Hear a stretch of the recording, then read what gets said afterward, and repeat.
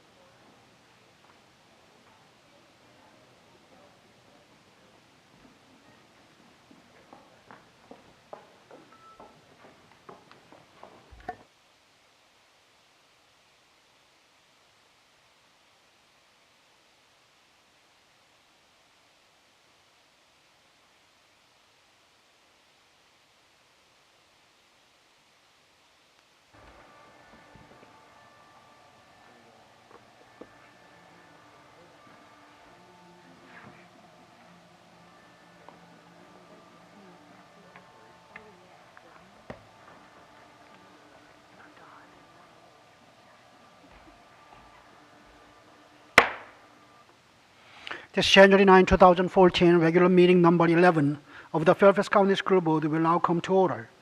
Please rise for the Pledge of Allegiance, a moment of silence, and the performance of the national anthem by the Woodson High School Select Vocal Ensemble under the direction of Michael Orlick.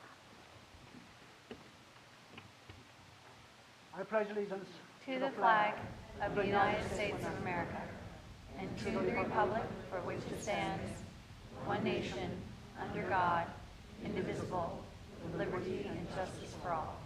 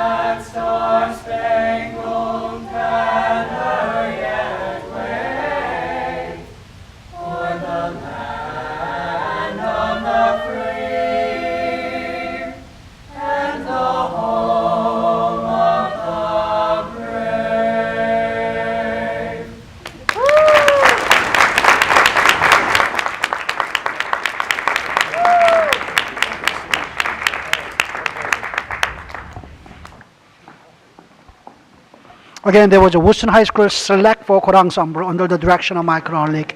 Good job, thank you. Go Cavs!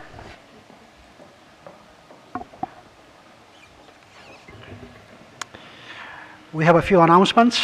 I know that there is a Boy Scout troop.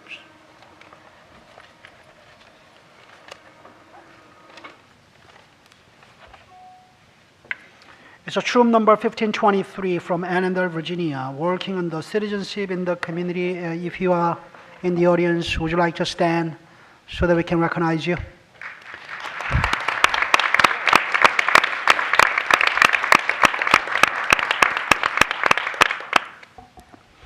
You gentlemen could not have picked a better night to come out. There is a budget presentation. You might want to sit through all that. Let me also recognize our student leaders. We have each school board member each year picks one student leader on a student leadership development program.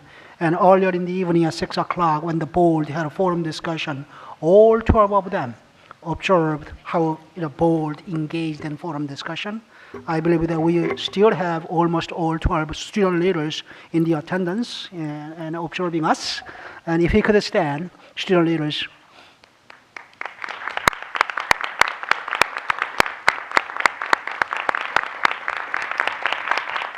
Thank you.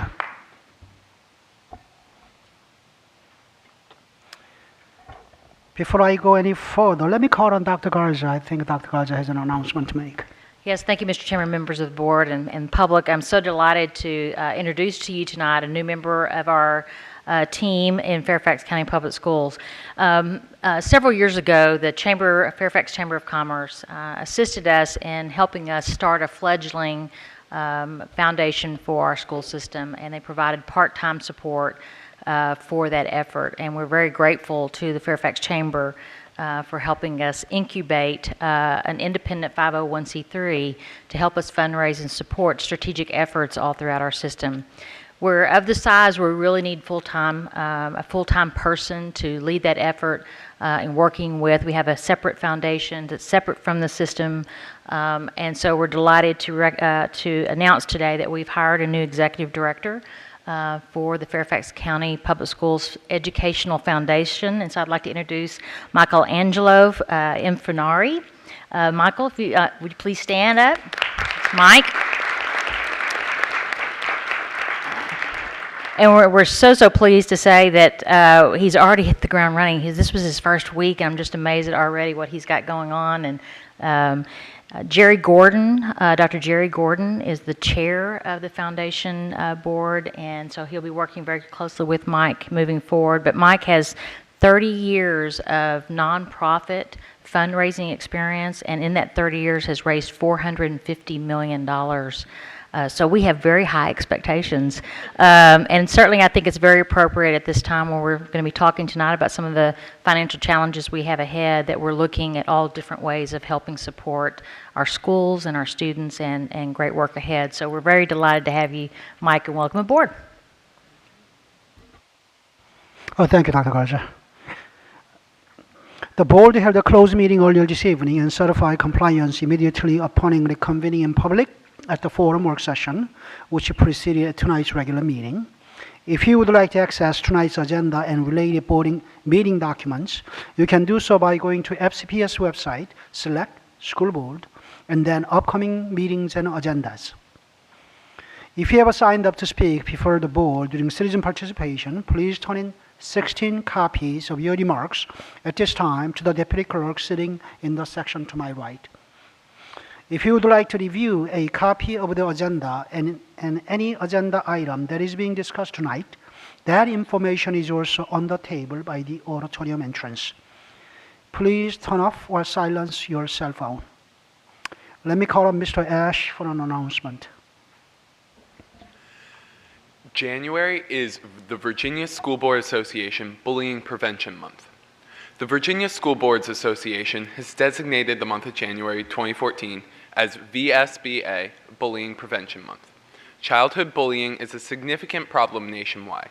It can cause school absenteeism, mental and physical stress, poor school performance, poor self-esteem, and, in some cases, school violence. Statistics show that 160,000 children in the United States miss school each day as a result of being bullied.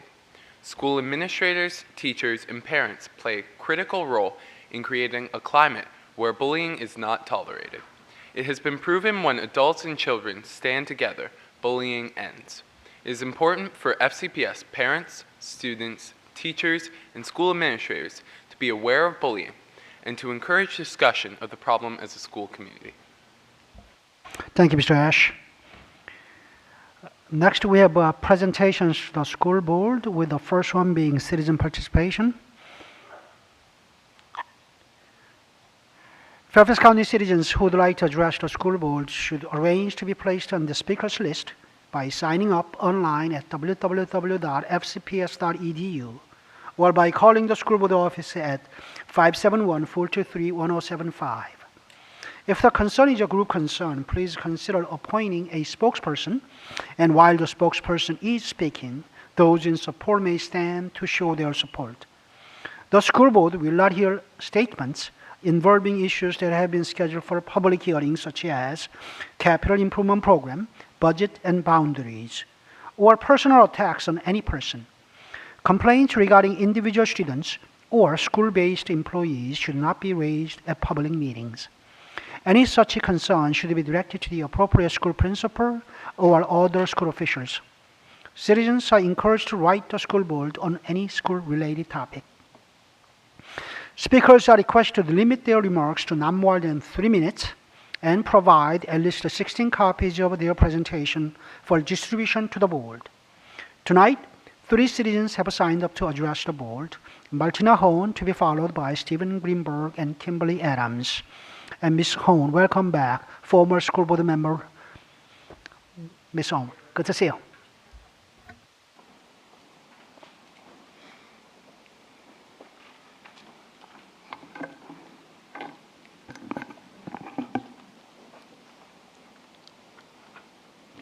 School board members, Dr. Garza, staff, Happy New Year.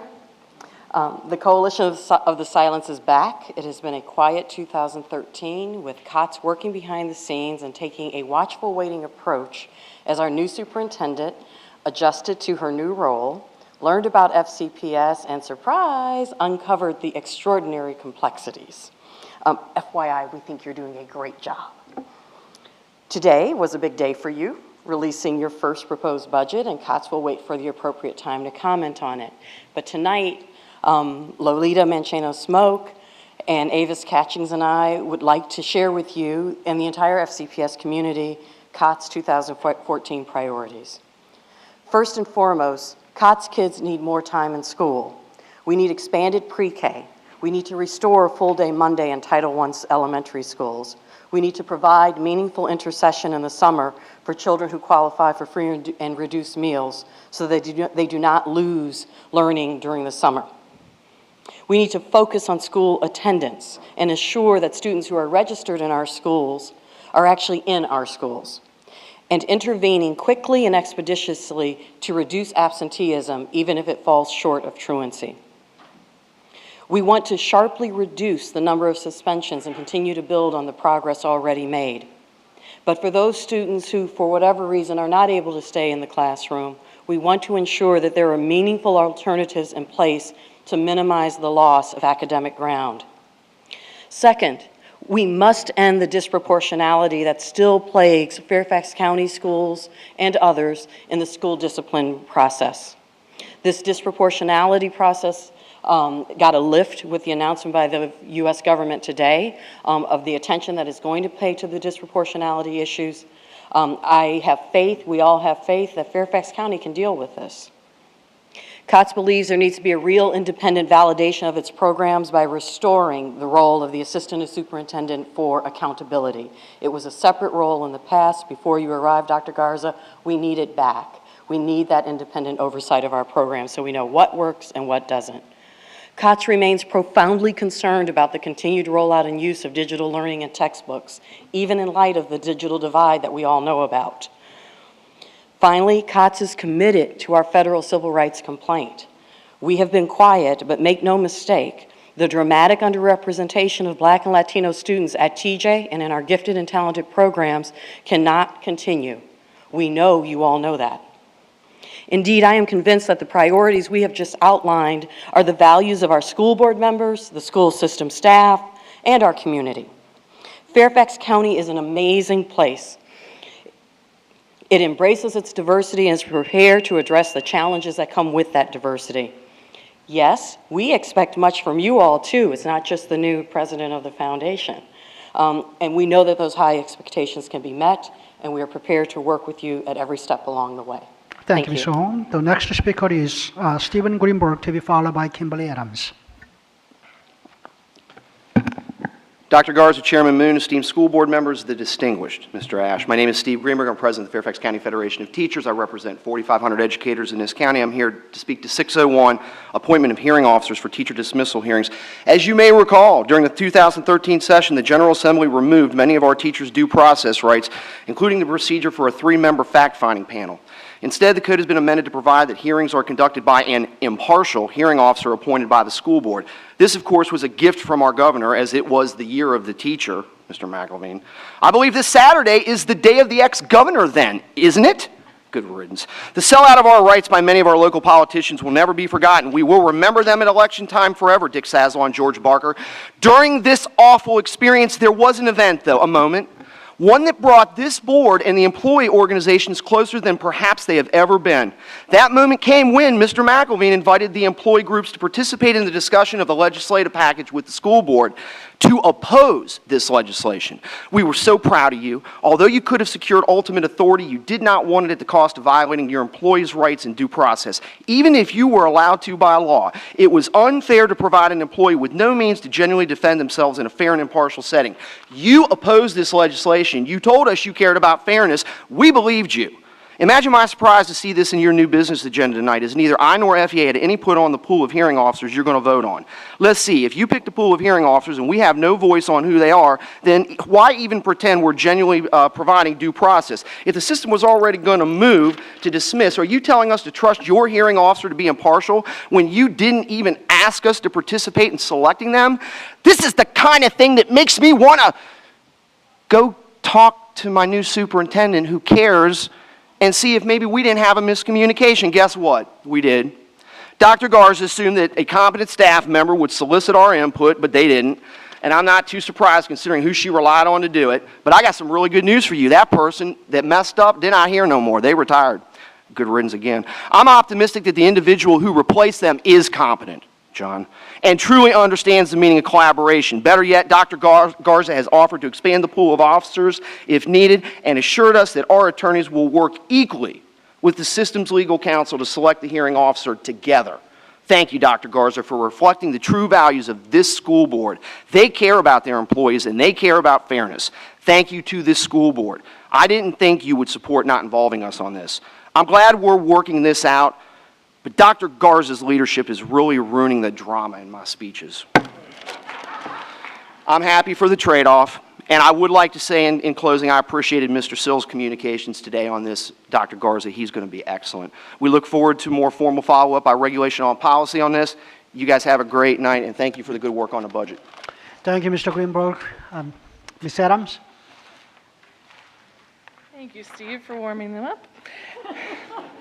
Chairman Moon, members of the board, and Dr. Garza, I'm Kimberly Adams, and I stand before you to represent the Fairfax Education Association, speaking on new business item 601, the appointment of hearing officers for teacher dismissal hearings. But I'd like to take this opportunity to start by wishing you all a very happy new year, and reminding you that it is the sincere hope of the FEA that in 2014 we all resolve to make this the year of renewal for our school system. We're optimistic that this is the year that we take affirmative steps to address longstanding issues in our system: workload, compensation, and respect. And now to the new business item. FEA believes that the appointment of hearing officers for teacher dismissal hearings is a decision that merits due diligence on the part of this board. Changes to the policy happened at the state levels, as previously mentioned. While there may not be many dismissals in Fairfax, every school employee wants to know that should they be subjected to dismissal, the process will be fair and balanced.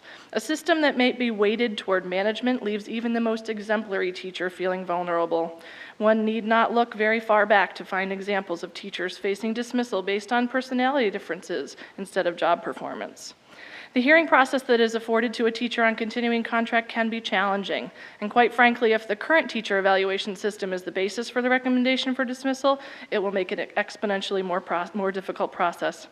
We think it is critically important that any hearing officer appointed by this board be someone with experience in conducting administrative hearings. A deft hand will be needed to steer these processes. Both the employee and management want to know that the hearing will be conducted in an efficient and timely manner, and that inevitably someone may not like the outcome, but if the process is handled appropriately, the ruling will be respected. And in the end, that is what matters. Further, the FEA believes that employee associations should be included in this selection process, and so far we have not, as Steve mentioned. Just this week, though, apologies have been made, and we anticipate meaningful dialogue around this list of appointments. The FEA looks forward to working with staff. We do have some questions regarding several of the appointees on the list, and our goal, of course, is to ensure that the appointment of hearing officers for FCPS will be viewed as the exemplar across the state. Thank you. Thank you, Ms. Adams. Dr. Garza, you want to address on these issues? Yes, I would just comment, Steve, I'm sorry I'm cramping your style. I was actually hoping at some point you were going to wear a headband. I actually saw that before I came on board. I would just want to comment that I'm a teacher at heart, and we all care about our teachers. We will do the right thing. We will work with our teachers through this process. I will disagree with you. I think the person that you referred to is an outstanding person who is a part of our system for many years. So I'll disagree with you there, Steve, but I do think the point was well made, and I apologize if there was a breakdown in communication, but we look forward to working with you. Thank you, Dr. Garza. The next order of business is a presentation of FY 2015 proposed budget, and Dr. Garza.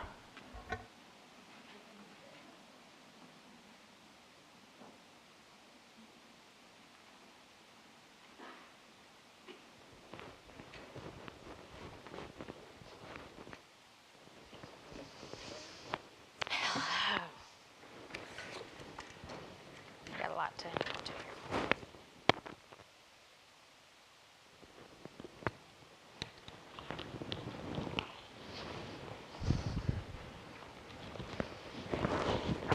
Okay, thank you for your patience.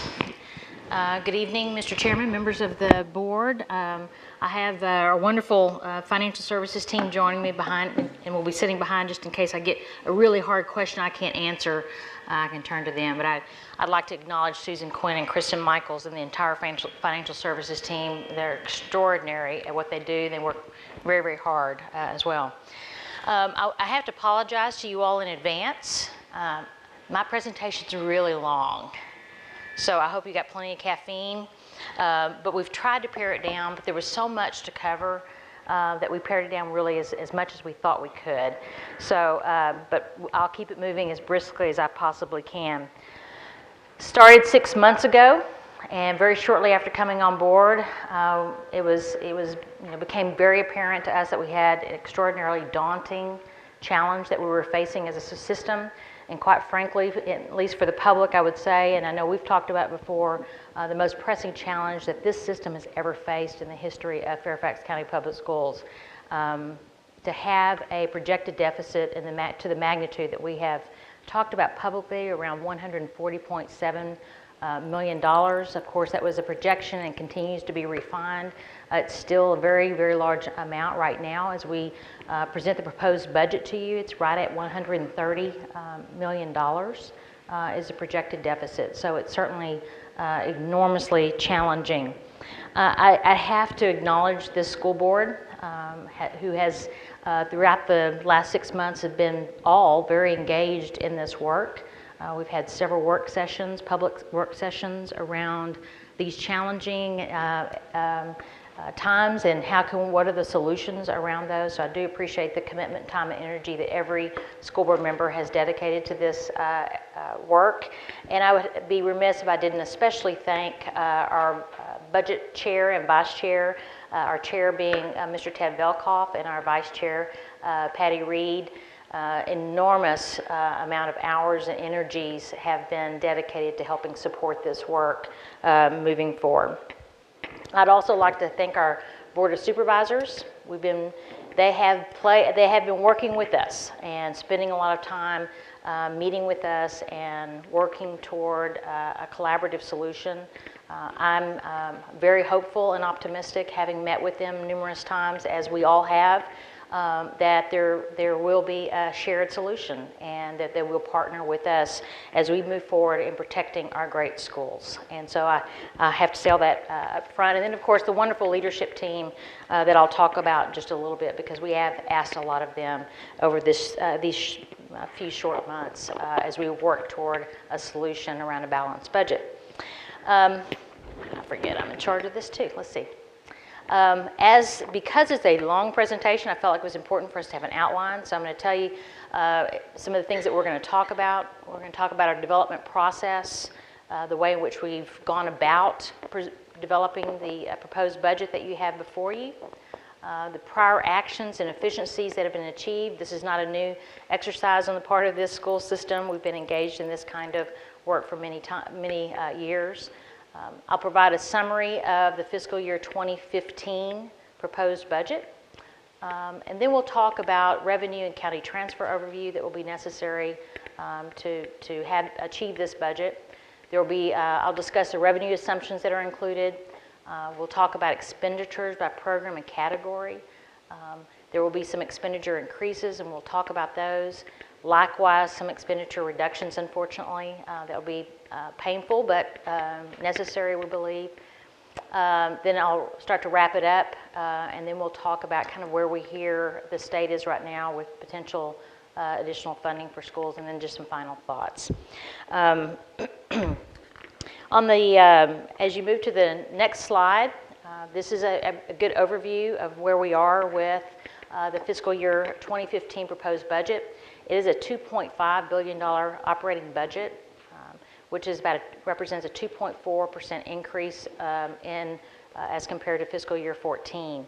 It's relatively a nominal increase, but it does represent an increase, and you'll see where some of those increases are coming from in just a little bit. And as we've talked about quite a bit in the public, because we felt like it was very important in terms of a strategy that we're very much involving the community and really helping inform and guide our community around these challenges, we have talked a lot about the strain that enrollment growth presents for our school system in terms of the resources necessary to respond to growth.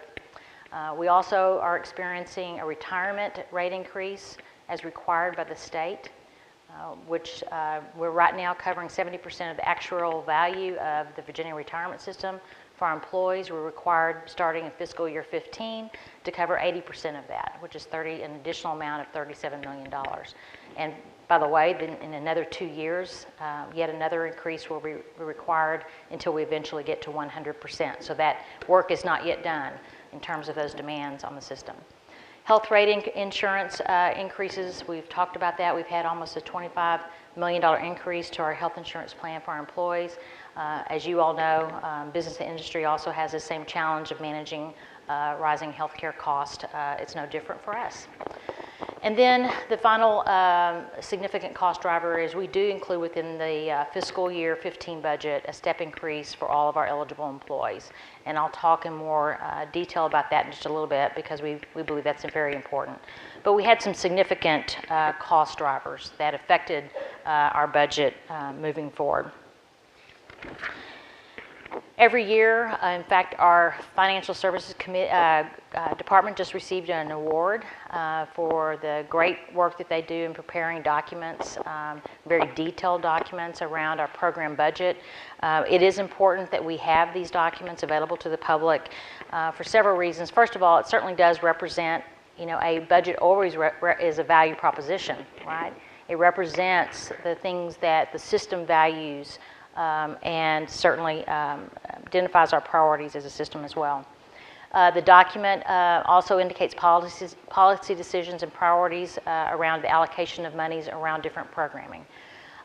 It's a great communication tool for our community, and it's certainly for our leaders throughout the system a spending guide for the upcoming year. So these documents are very important. Although they're very complex and very time-consuming to develop, they are very, very important. This was our budget development process, essentially. It was foreshadowed in previous years that we would be experiencing some additional new cost drivers that were outside of our control, and certainly those have been realized. And so as we began to tackle those challenges, we started that process in July. The budget chair and vice chair and the team sat down. We recognized that in previous years, tonight would have been the first time that most people would have been exposed or provided an opportunity to see the superintendent's budget. It would start today. But that was traditional and the way had typically been done, but this was no typical year. And we acknowledged and knew up front that we were going to have to spend a much greater amount of time communicating with the public. And so we began even back in July on a communication strategy to make sure that our community understood the challenges that we were facing as a school system, those challenges as we move forward with regard to growth, et cetera, and to really engage the community and help us identify solutions. We've added up all of our meetings. We've had almost 100 meetings. Mr. Velkoff, it probably felt like that, didn't it? Over almost 100 meetings and really engaging the community because we were committed to providing as much transparency in the process as possible. And when I say we, I'm speaking on behalf of this board and the leadership team. We've all been committed to that. And in fact, we developed as a communication tool potential reductions, a list of potential reductions. We called it kind of the menu. And so it's been out there in the public for some time. The board has had at least 2 work sessions around that document and discussion around that document. And so I think you'll find, and by the way, that document also represented and identified short and long-term options. I believe, and I'm proud, I believe we've accomplished a good bit in helping the community understand and know where we are and be engaged and involved in the solutions. As such, today, this is my 4th time to present this presentation, and it may be evident at the end. However, I've been pleased that there have been very few surprises. Then that was what we wanted. We didn't want to surprise the public as we make these hard decisions. So in terms of stakeholder engagement, of course, we've met numerous times with members of the school board, the individuals charged with setting these policies and ultimately adopting a budget. We've spent quite a bit of time with our your colleagues on the county board of supervisors. We very much appreciate how much time and energy they've given to this work, and they've been very receptive. And we stand ready to help and continue to work with them very closely as we can. We believe the solution is a joint solution. Parents, employees, and community members, we've met numerous times to help them understand what was happening, where we're going, what their ideas were. Of course, we used a new system called User Voice, and tens of thousands of ideas have been submitted on that instrument. We've calculated and kept up with those. A lot of the suggestions that we've received are represented actually in the menu of options that I mentioned earlier. And then finally, we developed a Citizen's Guide to Understanding FCPS's budget. Many of you have seen that document. It's been very well received throughout the community. We've had a lot of folks working on that, and I think it was provided a great resource to our community in helping understand where our money comes from and where we're using it. As I mentioned before, this has not been a new exercise for FCPS. This has been something that this system has been accustomed to for some time, and that is, concern about budget shortfalls and where we're going to find the money and where we're going to cut. So this is not something that's new to the system. As I came into Fairfax County Public Schools, having a significant financial challenge was not a new circumstance to me. I'd experienced that in my previous district. However, when I came into the system, certainly what I found was very different than my previous school system because they had not been engaged in cutting throughout the years. And so there were a lot of things that we could go to help make a very significant and very immediate almost effect on the budget. Unfortunately, that's not been the case here.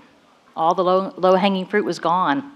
That had already been taken care of. And so over time, this system has been very much engaged in how do we be very efficient as a system.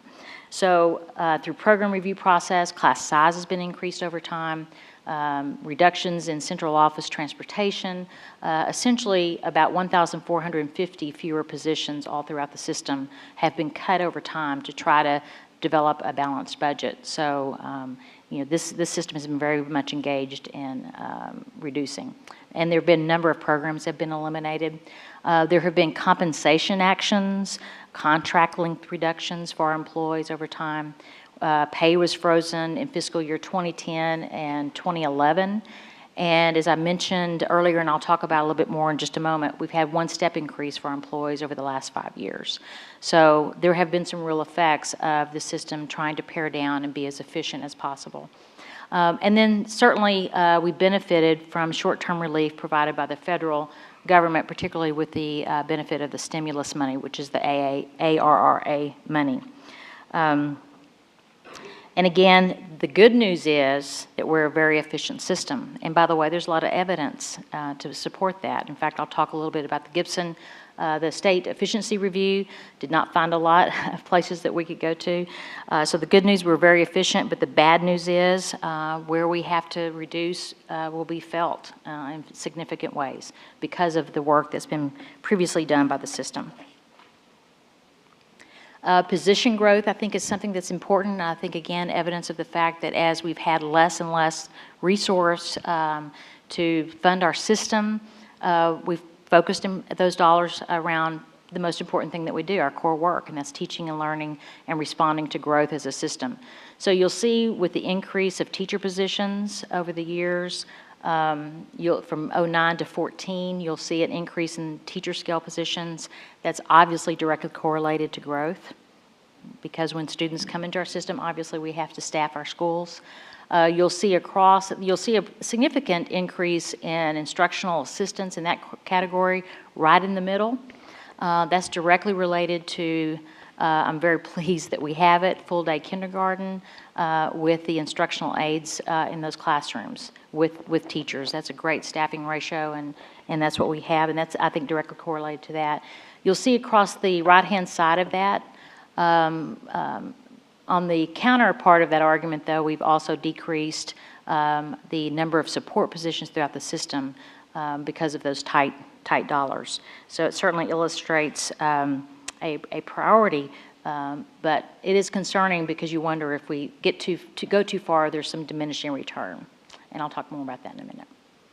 Again, just comparing our management across our other comparable and surrounding jurisdictions, you'll see that we're quite low as you compare management and members on leadership team as compared to other surrounding districts. And we use the same criteria so that we know that this is really an apples to apples comparison. Here, this document looks at our cost per student and how we compare to our surrounding peer groups. And you'll see we're kind of right in the middle, but there is a good bit of gap between us and the school right ahead of us, Montgomery County. That will continue even if fiscal year 15 budget is adopted as it stands. We probably will stay kind of in the middle of the pack there. The next chart does show that our cost per student over time has stayed relatively constant. You'll note that from last year, fiscal year 14 to fiscal year 15, assuming adoption, there will be a $63 increase in our per student cost. And that's directly tied to some of the expenditure increases that I'm going to recommend to you tonight. But you'll see that over time, we've only grown since fiscal year 08. The per student cost has only increased by 1%, which is $128. So we've stayed relatively flat in terms of our per student cost over time. This system, I'm very proud that has been long interested in asking outsiders to come in and help us be better. So this system has long been about how can we be more efficient? What can experts come in and help us determine, what can we do better? What can we do more efficiently? Lots of evidence that this system has been engaged in that for some time. I do want to point out the state school efficiency review that was just recently conducted. I have to compliment and give a lot of credit to our school board. I think about 5 years ago, if I'm not mistaken, it was quite a number of years ago, this school board had the foresight to get on that list and volunteer and say that we want to be part of a state efficiency review. Fortunately, the timing was good for us because it was time for us to look, and they spent almost a year in our system looking at just about everything to help us identify where we might have some efficiencies. And so that work was very beneficial, and we'll talk more about how we're using some of those recommendations from that work. So as we look to fiscal year 2015, our approach has been a shared approach. As I mentioned earlier, we had a projected significant projected shortfall. As we visited with our Board of Supervisors, we felt like after having visited with them and really surveying the lay of the land, we knew that we were going to have to look forward to solving this through a shared approach. Recognizing that we're going to need their help in helping protect our schools moving forward, but at the same time that we were going to have to make some very difficult decisions as a system, very painful ones. So you'll see there the shared approach as evidence in the fact that this budget includes expenditure reductions and savings totaling $96.5 million, including the elimination of 731 positions. And I know that may cause some pause for some of you. It certainly does for me. And I'll talk more about that in just a little bit. Some of that we believe can be mitigated by annual growth and annual attrition. But it is significant. It is a significant number of positions. We've added $4.2 million in new and increased fees. On the other side, we're asking, that's our portion of what we think we can do in terms of protecting our system and not going too far, although that some of them will be very painful. But we are also asking our County Board of Supervisors to increase the county transfer by 5.7%, which is $98.1 million. This budget is very important for our community to understand that while we may find some of the reductions that we're proposing unpleasant and difficult, this budget is still designed around an increase in revenue from the county of $98.1 million. That's a 5.7% increase to the transfer. You'll see on the next slide a chart that reflects that balanced approach. You'll see in the orange there the county transfer, 5.7% increase to the transfer across the $98.1 million increase. In the teal color, the increase in some fees and dues related to AP and IB tests. Those would not be charged to students qualifying for free and reduced lunch. And then I'll talk a little bit more about those as we move further through the presentation. And then the third item that makes this equation work is the expenditure reductions, including the 731.2 positions, which would be a savings of $96.5 million. This chart you'll see over and over again because it's kind of our landing point to help kind of organize and guide the presentation, so you'll see this again. Let's start with our revenue. You'll see that this proposed budget would have the county picking up the lion's share of the cost of our operating our school system. That's not new. That has been the way it's been for many years. It's not a good thing. We need for the state to do more to help our schools, but the reality is the lion's share has been 71.9% of this budget would be dependent upon county transfer. And then you'll see there a state aid. For many of you might be interested to note the current budget reflects state aid at 14.9% and going on down. County funding and support for Fairfax County Public Schools. We do know that we're asking a lot of our county board of supervisors. We are asking. We know that as a fast-growing county, there are a lot of competing needs. There are a lot of demands on our county, and certainly they have enormous challenges that they face. So we recognize that. Over the last 5 years, the annual increase from the County Board of Supervisors has been 1.1%. At the same time, we've grown by over 15,000 students. So the reality is the resources necessary to support our schools is important. And if you'll see in just a little bit why we must have additional increases. At the same time, we do recognize that the county also provides additional support for us in helping with Head Start. We'd like to, as was pointed out earlier, we'd like to have more of that early childhood programming. They help with our school health and our nurses, school resource officers, crossing guards, after-school programming, et cetera. So we recognize that they're valued partners, but we do need additional resource moving forward. This is the county transfer increase history. You'll see over time, probably that illustrates a little bit of the kind of the economy, I guess, over time. There have been some very lean years. You'll see kind of right in the middle of that graph. And certainly in fiscal year 2011, we experienced an actual decline or reduction in the county transfer. So to some extent, what we're experiencing now is literally catch up because the cost for the system did not decrease, but at that time we were able to make it through some use of one-time money, such as the federal stimulus money that I mentioned earlier. But I would have you look at this bar chart and kind of lay on top of it a line that would connect the bars and just kind of look at what that trend looks like, because I'm going to ask you in just a little bit to compare that to our student enrollment trend as we move forward.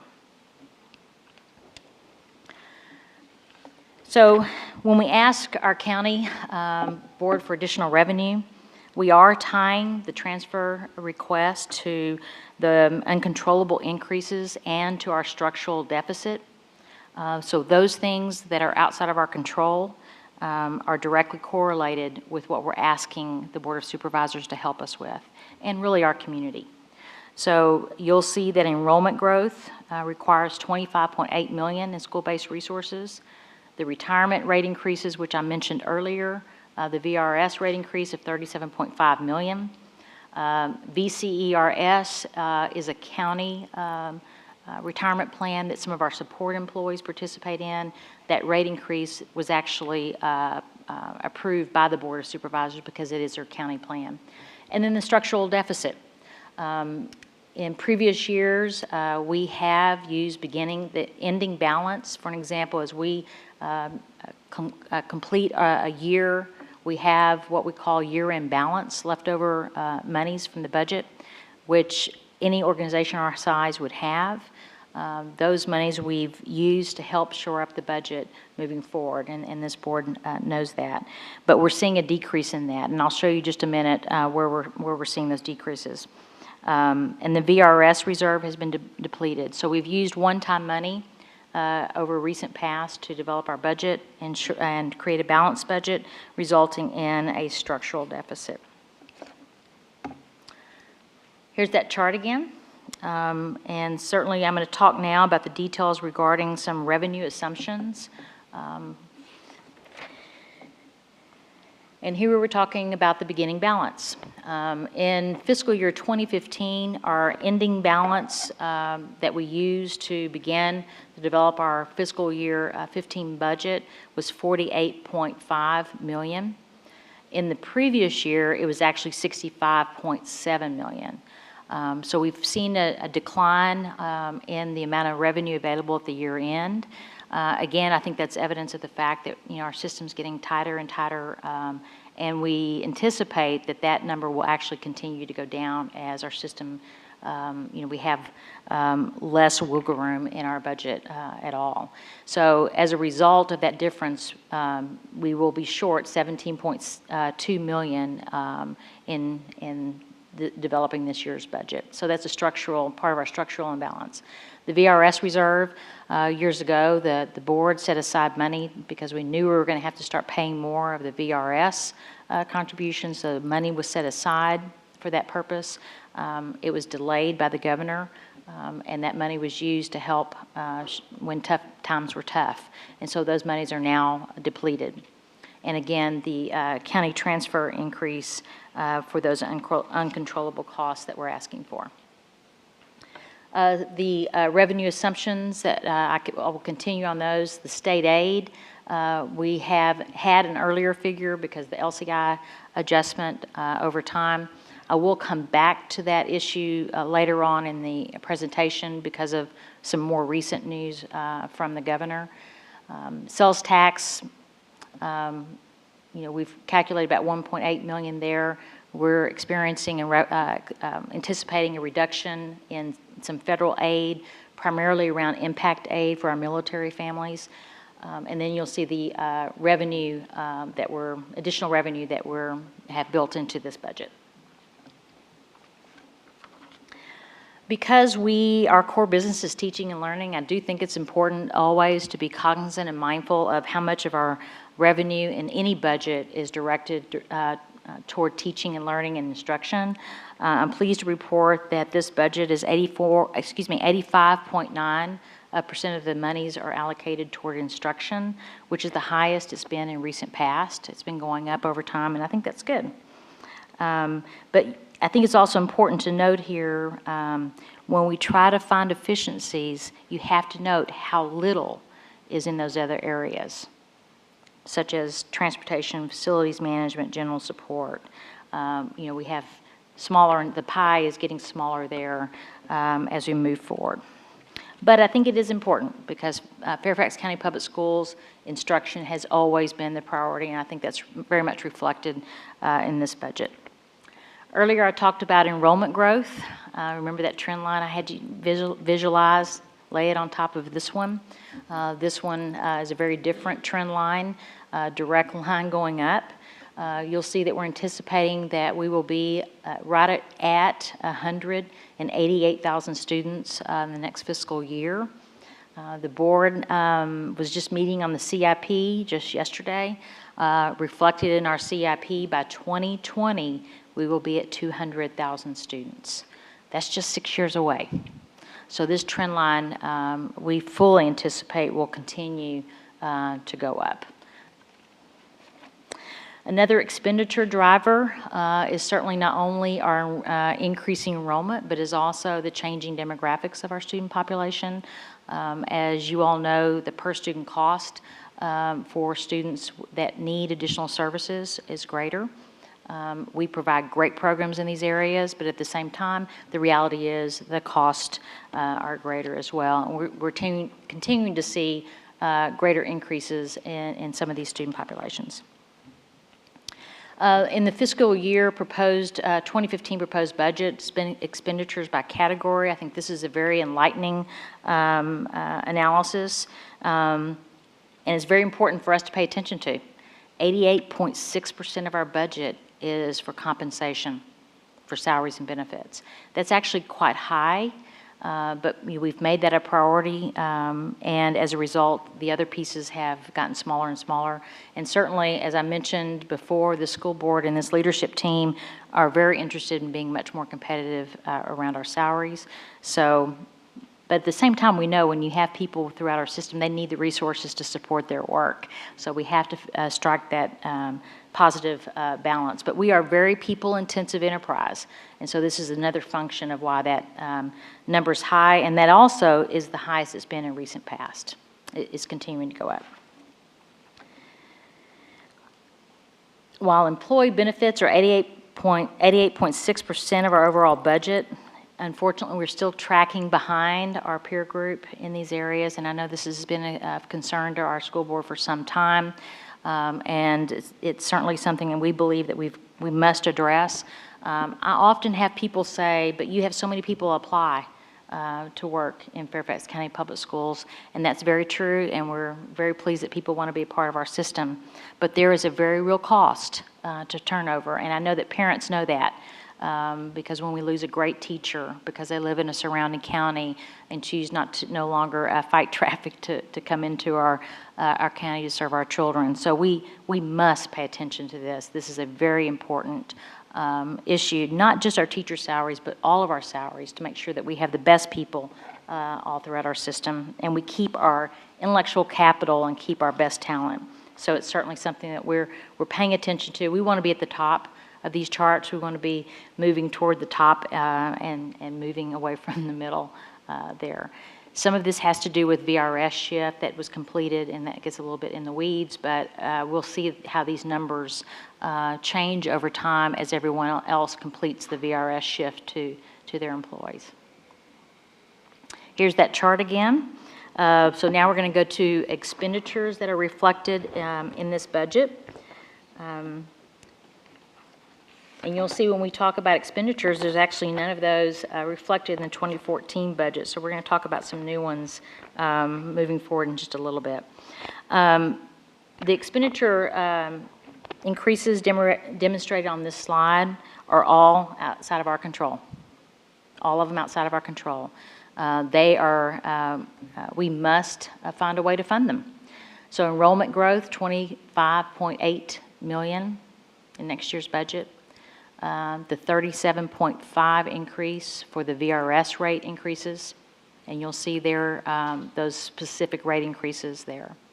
VRES increase, and then the health insurance increases at 23.9 million, all outside of our control.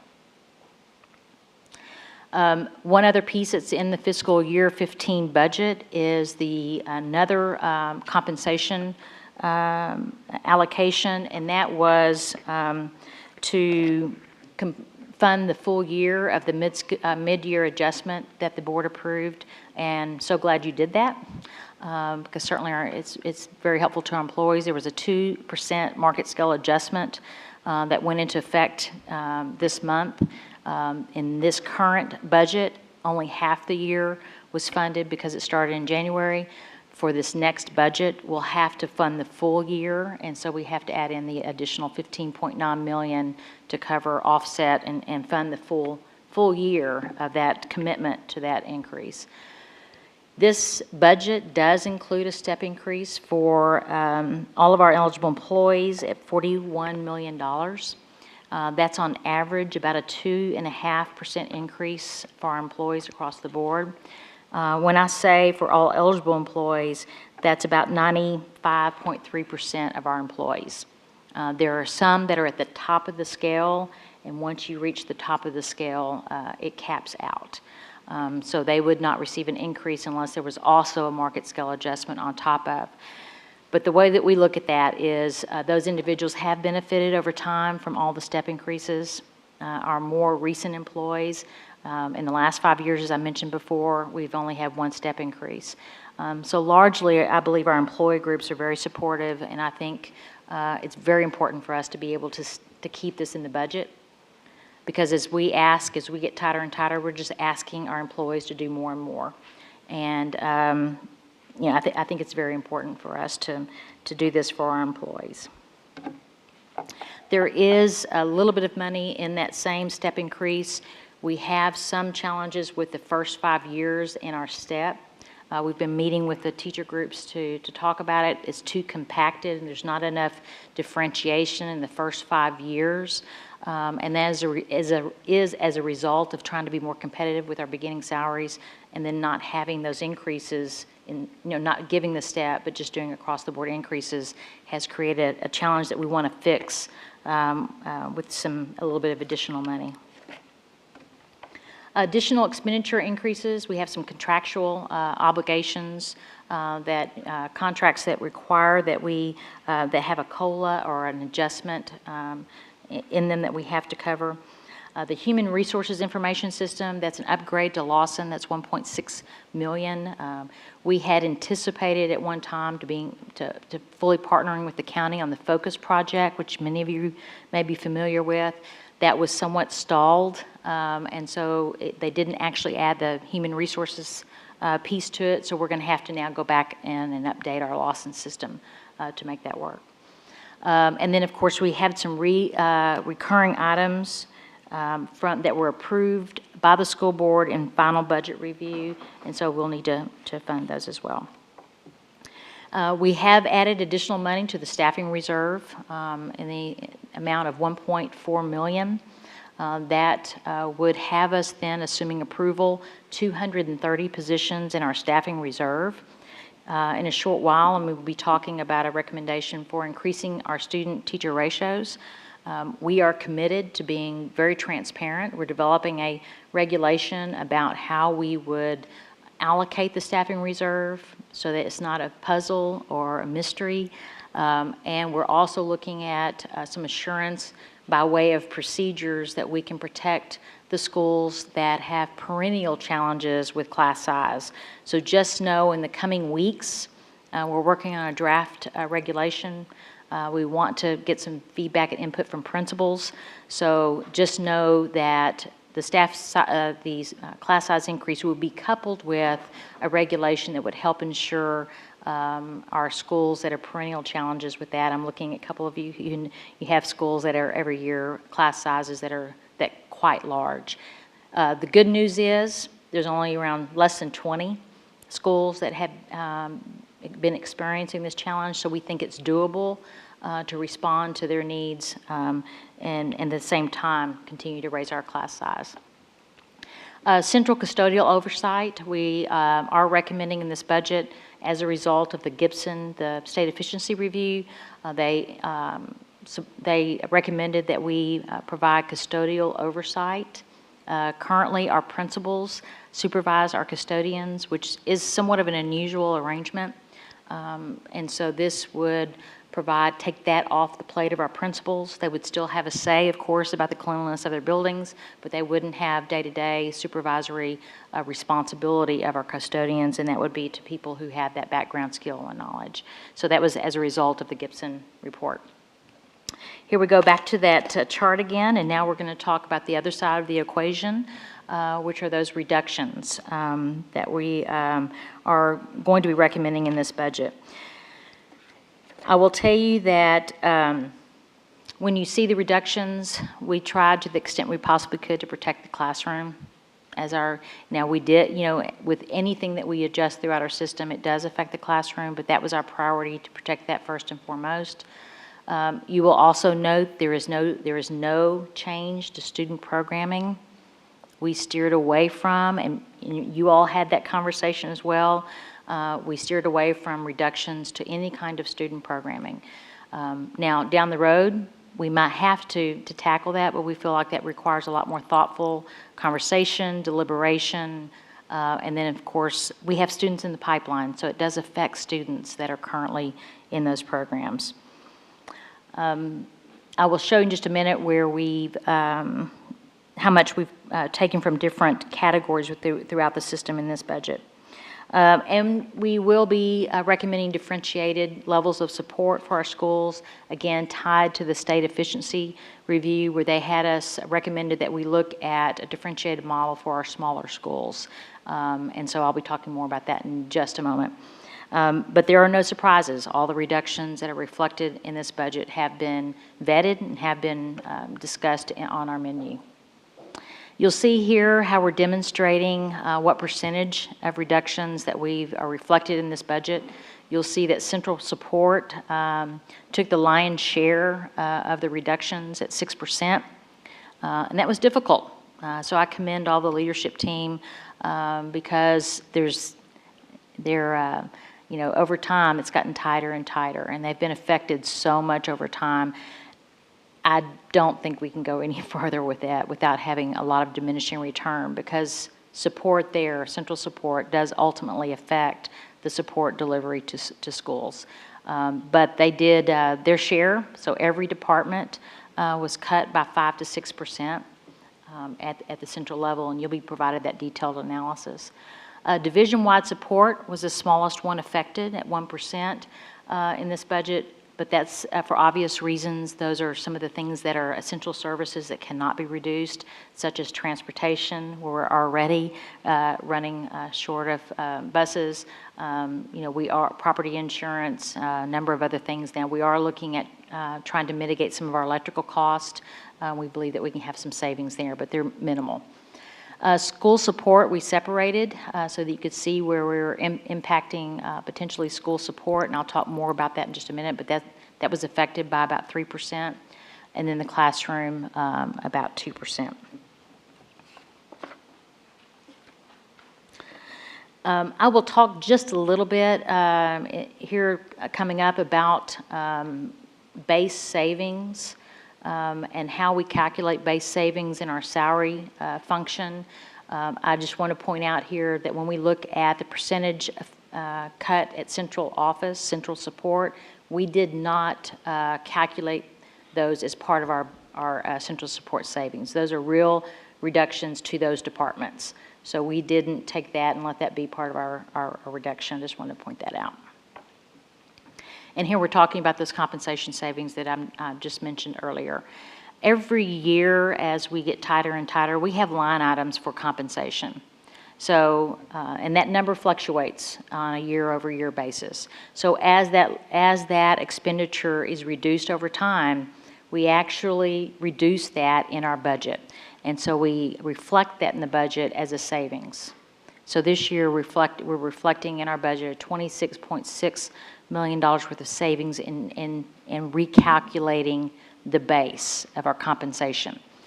I think that's good because that is being very transparent about what those real costs are. Many organizations do not recalculate those and just roll that number forward. We are not doing that, and we start anew every year with recognizing what those real costs are. The category of central support, the first part of that is really the definition of central support. And of course, we were specific as to not cutting something that was directly tied to a school, but really those things within our power and our control. And again, those reductions were at 6%, including 82 positions.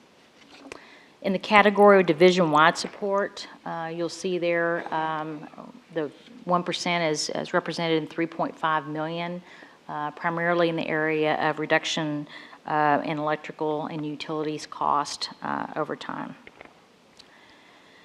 I'm moving along because I really want to get into some of the more important categories or categories I know that you'll want to spend a little bit more time on, and that is our category of school support. The definition are those individuals around the classroom, those individuals that provide essential services and support to our teachers. We recognize their value, but these are times when we have to make very difficult decisions.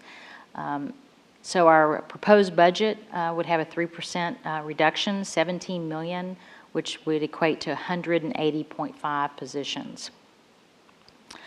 Those positions are broken down according to these categories. That would reflect a reduction in assistant principals by 1.7 million. And it's in line with what the Gibson report or state efficiency review would have us look at, and that is the smaller schools would not have a full-time principal in many cases. So what this would do is our smaller schools, elementary schools of under 500 students, would have a half-time principal that they would share with another. I did that again. This is my fourth time. Did I say that? Okay, a half-time assistant principal. Full-time principal is very important, by the way. And so we recognize that's a challenge, but we believe that there's some ways that we can support the small schools, but have them share and closely approximate those assistant principals so they're going, they don't have too much of a distance to travel, so they can really be a support to schools. Administrative interns, that's a program that we value, and certainly best-in-class school systems have programs to develop their bench strength. We think this program is wonderful. We're hoping down the road we're able to reinstitute it, but it's just kind of one of those situations where we have to make some very, very difficult decisions. And so that now is reflected in that budget. Our school-based technology specialist, right now we do fund above the SOQs around school-based technology specialist. Even our smallest schools have a full-time SPIT. And so we're suggesting here that in some of our smaller schools that they share between two campuses that technology support. We are not recommending any contract length reductions. We've hit people with that over the previous years, but we are, the reason it's reflected in the budget, we are going to look at as we hire new positions into our system, We have had some of our principals indicate that we might be able to look at some positions and might not need an extended contract beyond the school year, but give them the ability to flex those days if they need them more in the summer versus in the year. So we're looking at that moving forward, but it would not affect any current employees. Clerical support is also an item that was reflected in the state efficiency review. They felt like that was an area that we could experience some efficiencies in reducing the formula. So you'll see in this budget a reduction of 81 clerical positions throughout the system. Custodial staffing also is showing a reduction as a result of the Gibson study, as well as we adjust needs-based staffing and class size. Those are formula-driven, so it's based upon the number of teachers you have, so it has a compounding effect, so there would be some reduction there in custodial staffing. Additional expenditure reductions to school support. We are reducing professional development by $2.4 million. We still will have lots of quality professional development in the division next year, assuming this budget is adopted, but we do want to reevaluate our offerings there and really work with a team, a committee, a group of our stakeholders to develop a much more strategic approach, much more focused effort around our professional development. Lots of great work has been done there over time. We just know that with resources being tight, we need to make sure those dollars are being placed where we need them to be. Tuition reimbursement, again, something that was valuable to our employees, but it's kind of, we've had to ask ourselves a lot, what is nice, but maybe not necessary, and so that's one of those that would be suspended for our employees.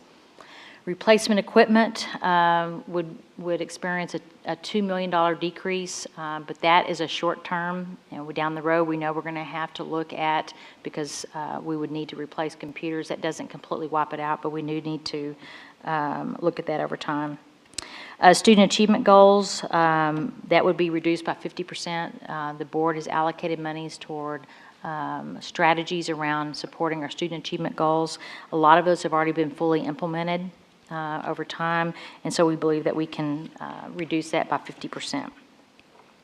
Of the category of classroom, that's obvious, the definition of that in terms of classroom teachers.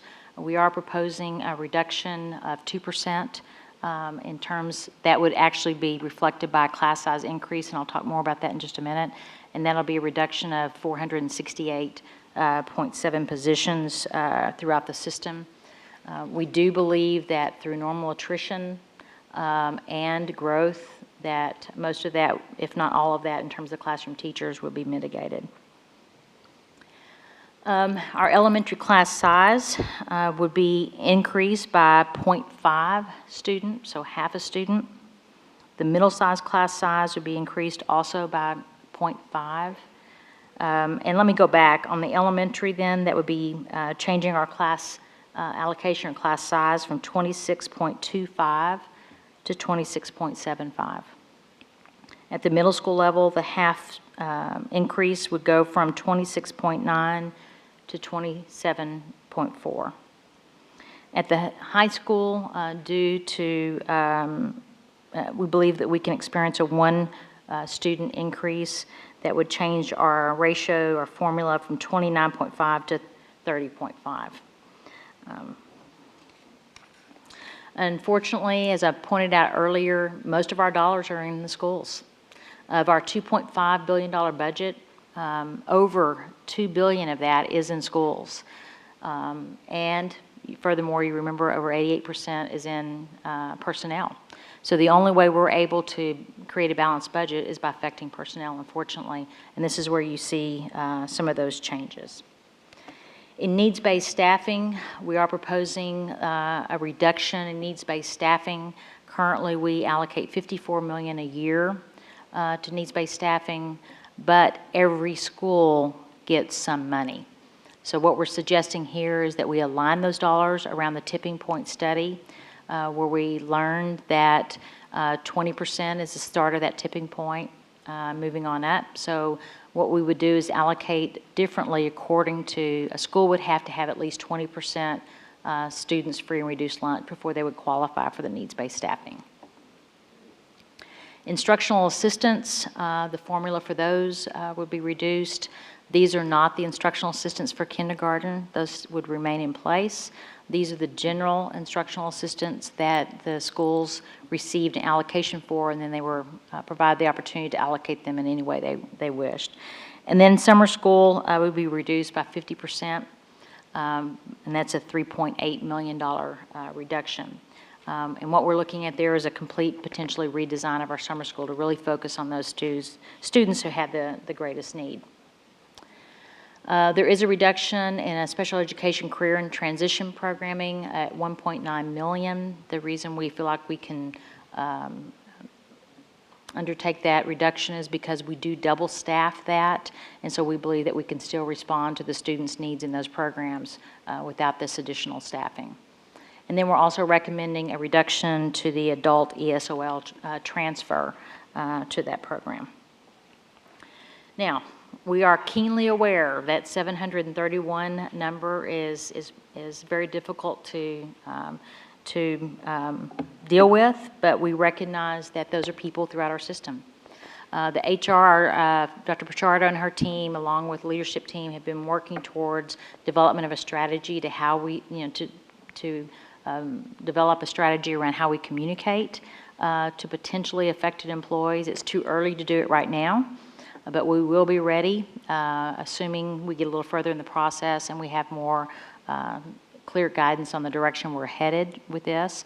But we are preparing ourselves to support employees that may be affected by these reductions.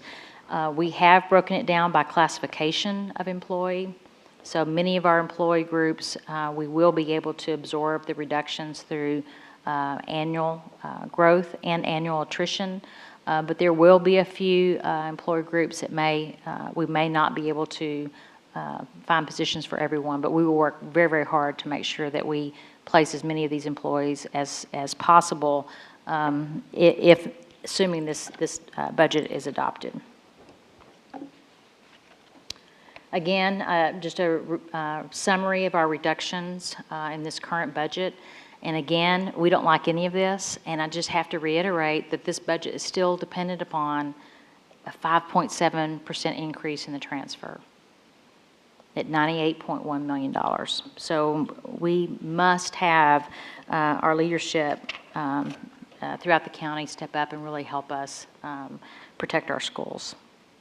The overall budget increase of $59.4 million or 2.4%. Again, that's the county transfer increase of $98.1 million. If that is not materialized, I just have to put on the table that I'm very concerned about the next level of cuts that would have to happen. I believe we've gone as deep as we can go without affecting our schools and our programs. So we definitely need our county board of supervisors to support us in this effort moving forward. And again, if we don't get that additional money, and you all know full well, it would be devastating to our system. It's already very difficult, but it would be absolutely devastating if we're unable to mobilize the support of our county board of supervisors in our community. I know many of you have heard that the governor has proposed additional monies for our schools. It is not reflected in this budget because it's not been officially approved by the General Assembly. But I do think it's important that if we receive those monies, we're telling the community how we're going to spend them. So if we get an additional $27 million, we will first restore, to the extent we possibly can, those things that most directly affect students and classrooms.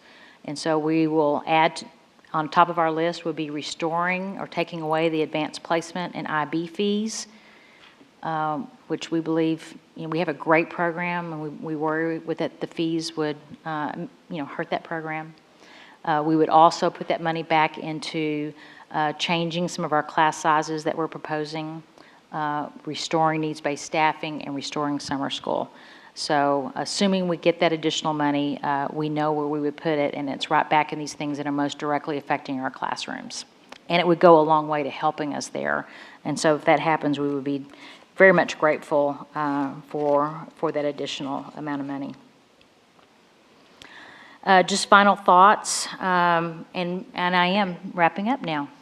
The resource needs of our system will continue to grow. So we need short-term solutions, and we need partnership with our county, but the work is not yet done. We need a long-term solution for our system. It's demoralizing every year for us to put our system through this and our employees for worry of what's going to happen. We believe that our county, our community expects more of us, and I think that we can do it. We and our budget chair, vice chair, we've talked with our supervisors. We need a long-range financial plan and commitments around those costs that we have absolutely no control over.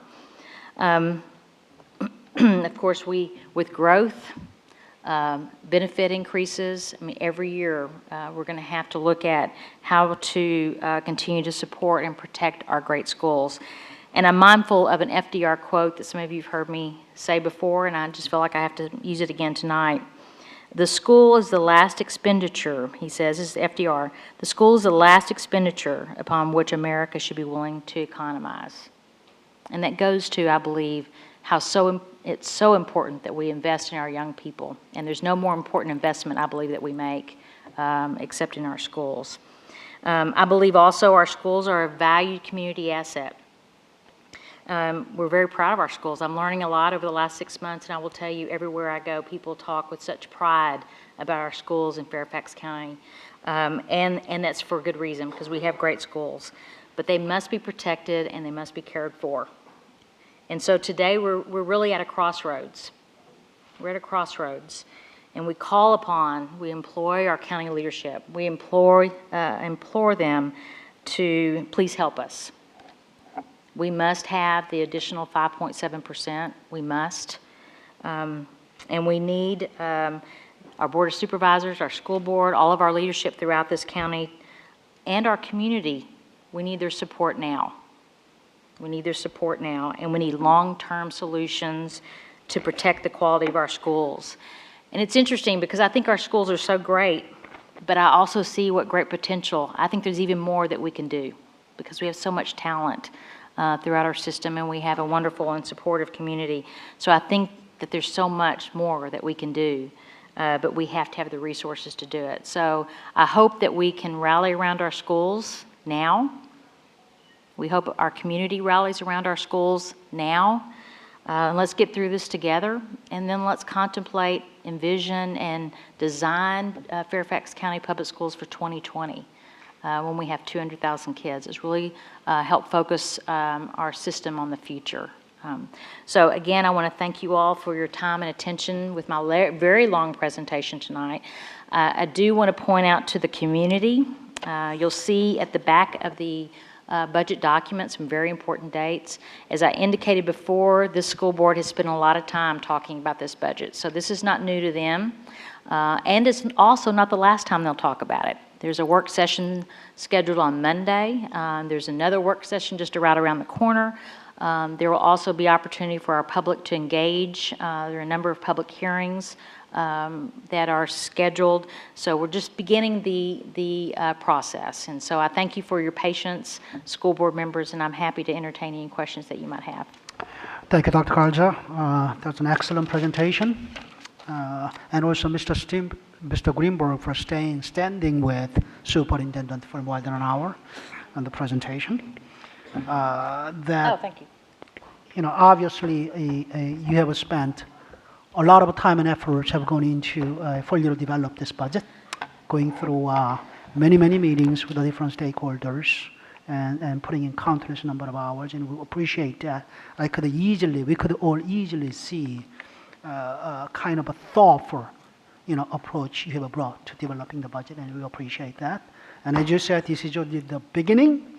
We have work sessions, we have public hearings, and I believe the school board members will be presenting, sending in budget questions, and we'll be going through all those 9 items.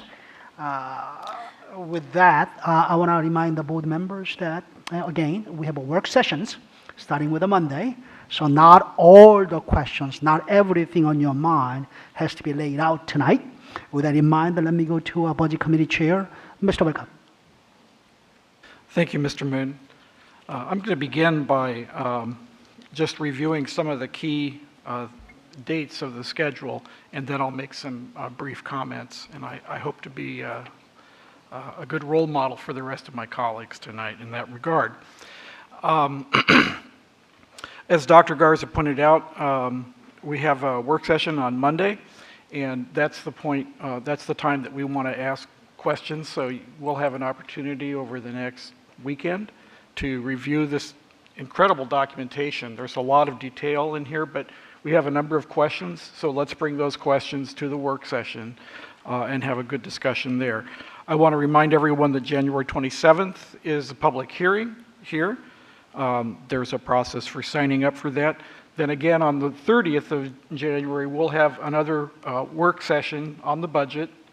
And the key thing to remember is on January 31st, close of business, 4:30 p.m. If you have amendments to the budget, please have those in on that date, January 31st, and we will be voting on the advertised budget, which is February 6th. That's the first step, and then, of course, the final approved budget will happen in May, and there's a lot to go there. First of all, Dr. Garza, I want to thank you for a job well done. I want to thank Ms. Quinn, Ms. Michael, and also my colleague, Mrs. Reed. This is amazing work, and on behalf of the board, I feel very proud of the work that you have brought forward to us today. Dr. Garza, you just mentioned thinking about what we can be, and I'm remembering what Mrs. Adams said. She called for a year of renewal, and I'd like to have a wider goal, a decade of renewal. Thank you for standing for our employees, including the step increase. This board voted unanimously last May that this was a priority for us. It's very important, first of all, that we value our employees, and we know that the salary structure is really a little bit out of whack, and it took some courage to add $41 million to this budget, but it is absolutely the right thing to do. I'm very appreciative that we are seeking not to shift the burden of $180 million over to the county, but rather that we are sharing that. And I think the entire community is appreciative that not only are we doing what they hear a lot, which is asking for more money, but we're making cuts of a very significant and truly painful nature. I believe the budget process that has happened over the past 6 months, and again, I want to thank you and the financial team, I think we have really raised the bar of transparency. The level of detail that's available in the items that are being proposed to be cut and the items that are remaining in the menu gives everyone the opportunity, first of all, to voice their opinion, and secondly, we can kind of identify the contingency plans, and you've shown us that, you know, if we get more revenue from the state, what we can pull back, and if we are unable to realize some of our hopes here, the community has an idea of where those additional cuts would have to come from. So I think that's just doing a great service, and I very much appreciate that. I'd like to make a comment to the community generally from my position as budget chair. There should be no questions about the numbers that are presented in the budget. There should be no questions about the accuracy or the meaning of any of the information that's presented.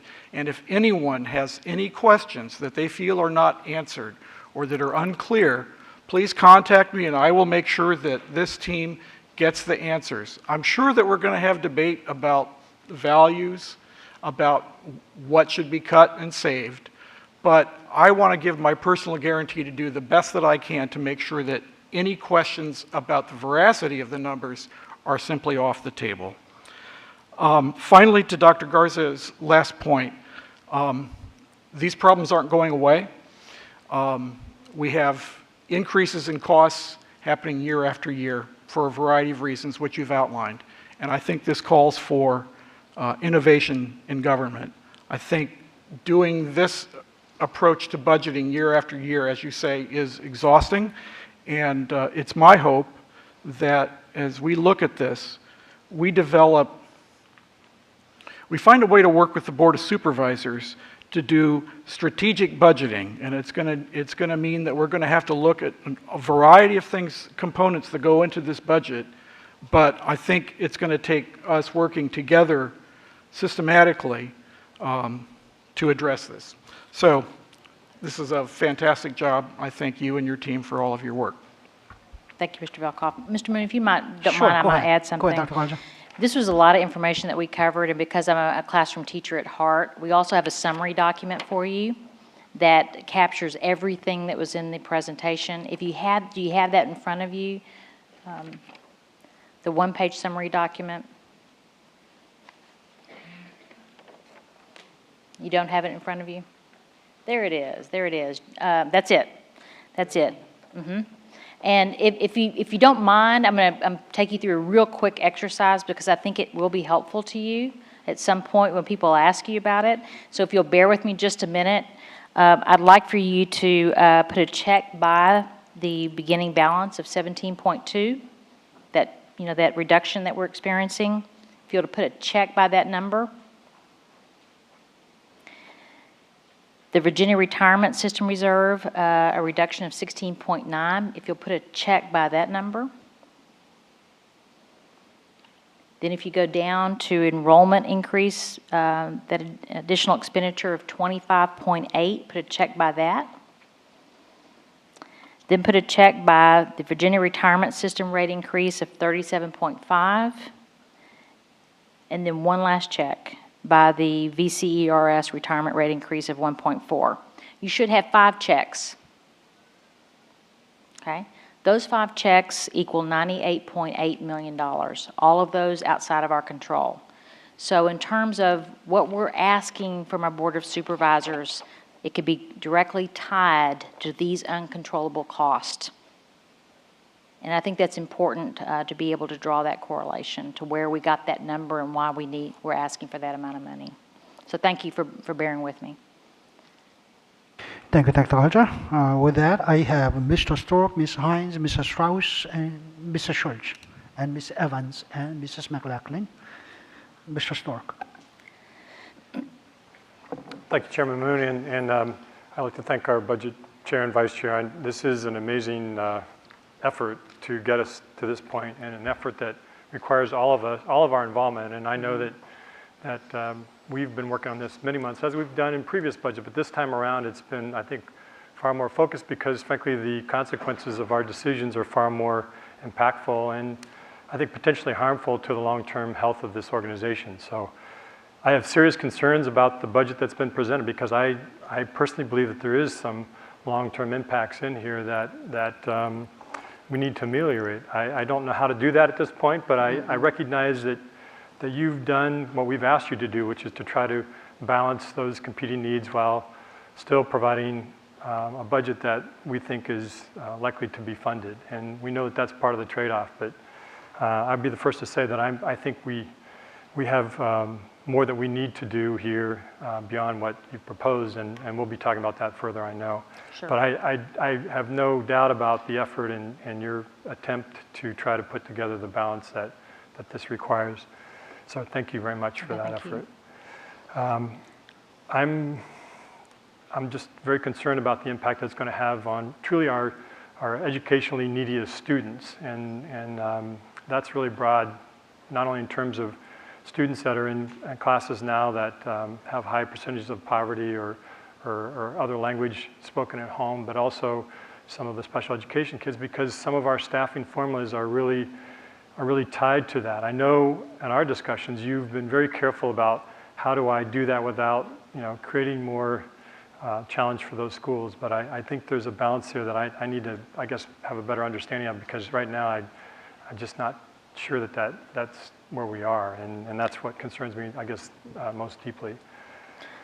I won't go any further in terms of the kinds of concerns and discussions and questions I know we'll be spending many, many months on, but I do want to highlight one thing in particular for the community, and that is this is truly the opening round of our discussion, but this is not the time for you all to wait for us to have our conversations and then engage us. We need your engagement now. We've been asking for that for some time.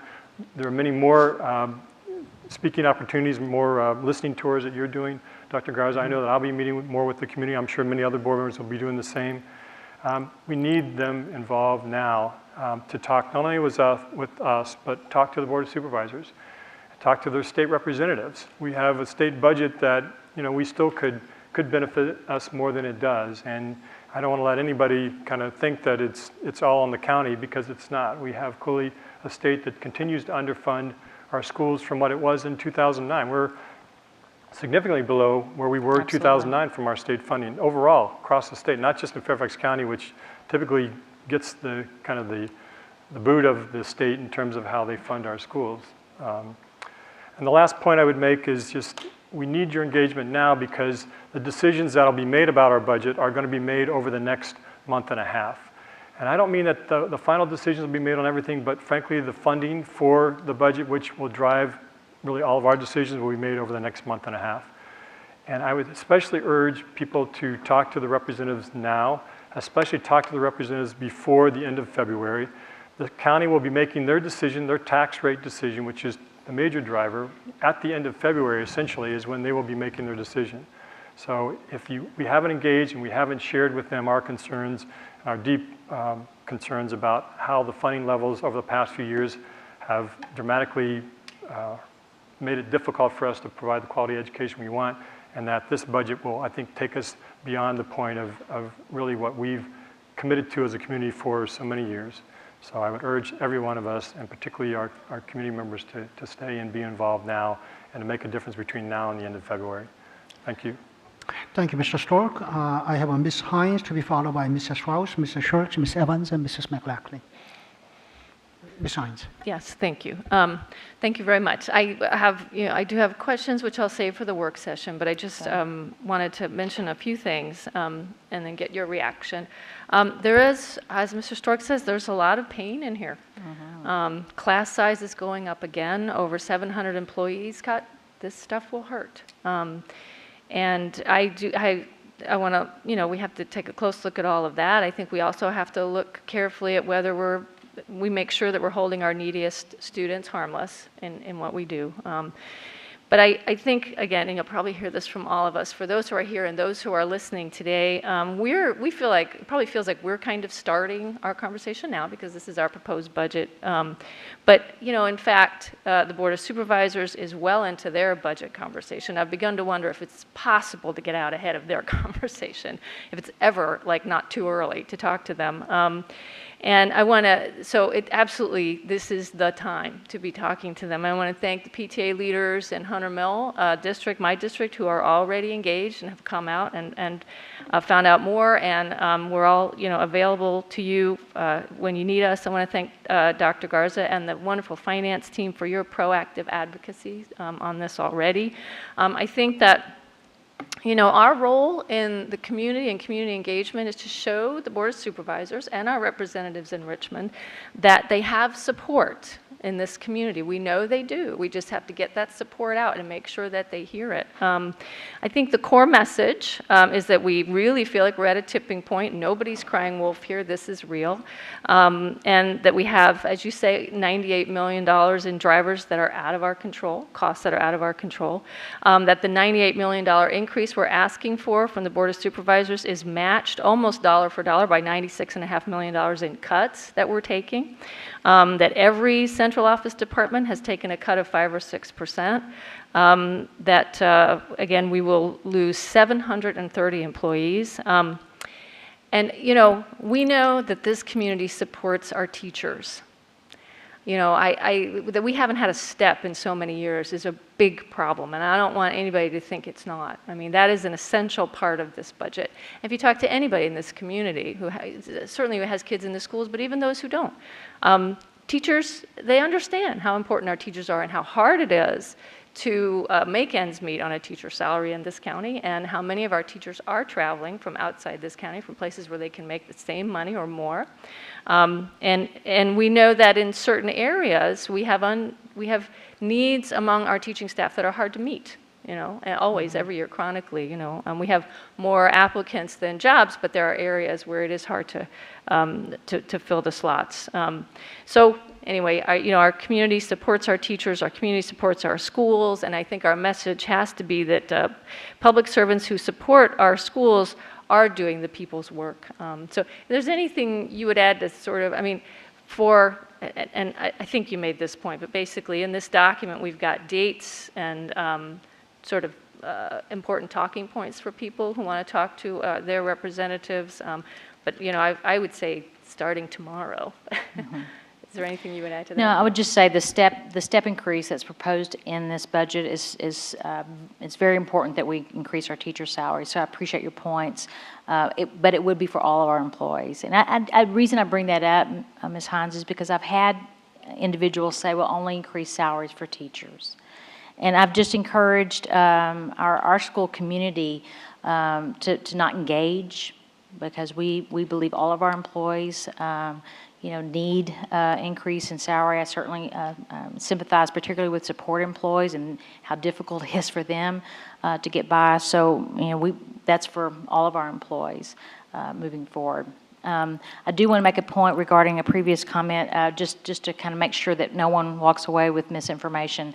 There are no changes to special education formulas in this particular proposed budget. So it's really important. The other thing that we have not touched priority schools funding, because we just felt like that was so strategic and that provided our support to really respond to schools that were struggling. And of course, needs-based, as much as we hate to do any of this, we still prioritize that money around those schools that have the neediest students that need those dollars the most. And so the raise itself, folks would say, well, why are you doing that in times that are so tight? And I think that's why it's important to point out that the increases that we're asking for from the County Board of Supervisors are those uncontrollable costs that we can't avoid, that the choice this budget reflects in having a step increase for our employees is because we're willing to make the cuts to fund that increase for our employees.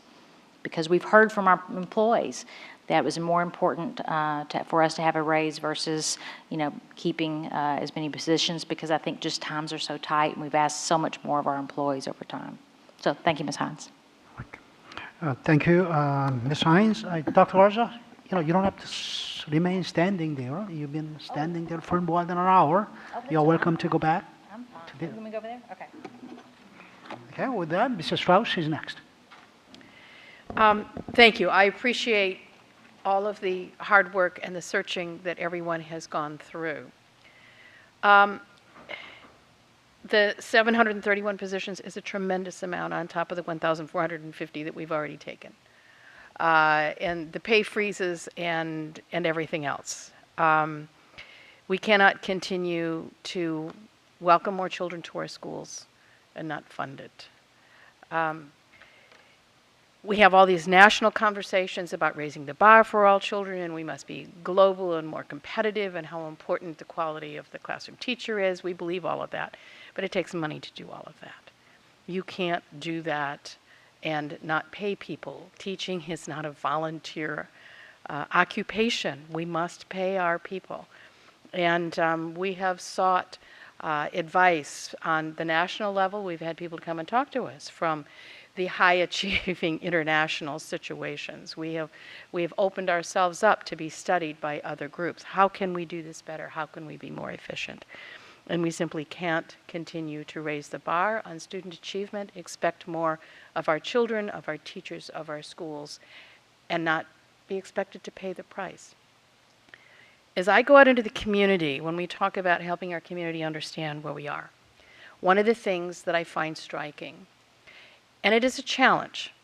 We have many young, wonderful families and children who are so supportive of their individual classroom teachers. I can't tell you how much they love their children's individual teacher, their individual school. Many of them, I have schools where the parking lots are not big enough to be able to handle the dedicated parents who come and help the schools. When I explain to particularly our young families how our schools are funded, they're a little taken aback. They say, well, you mean there isn't a guaranteed per pupil increase each year as a baseline given? I say, no, it's not. In other states it is. We have a population of people that come and go because of our economy. And they're coming from other states, they're coming from other school divisions. And often these are people engaged in high-level policy in the federal government or in major corporations who come here because of their jobs and because they want to be in our schools. We need to help them understand how we are funded or how we are not funded. They are really taken aback by the fact that this is an every year discussion, and there is no guarantee of a baseline funding ever. It is every year, and it is not based on the increase in the student population or the needs of the students who come to us. The other piece that I will hear from older citizens, they will say, well, you have more families coming. Doesn't that mean that the real estate rate is going to automatically take care of the funding needs of the children? Because you will have older citizens, and considerably older, who remember the times in the 50s where there was money generated because of just simply the county all of a sudden building new homes after World War II. And those are older citizens who are living now on fixed incomes, and it's tough. And they will say, well, there are more houses coming, there are more families coming in. Why is it that there just isn't a natural increase in the real estate tax revenue to accommodate this? And then we will hear people say, well, in Arlington, they have more money, and we'll go, yes, I know.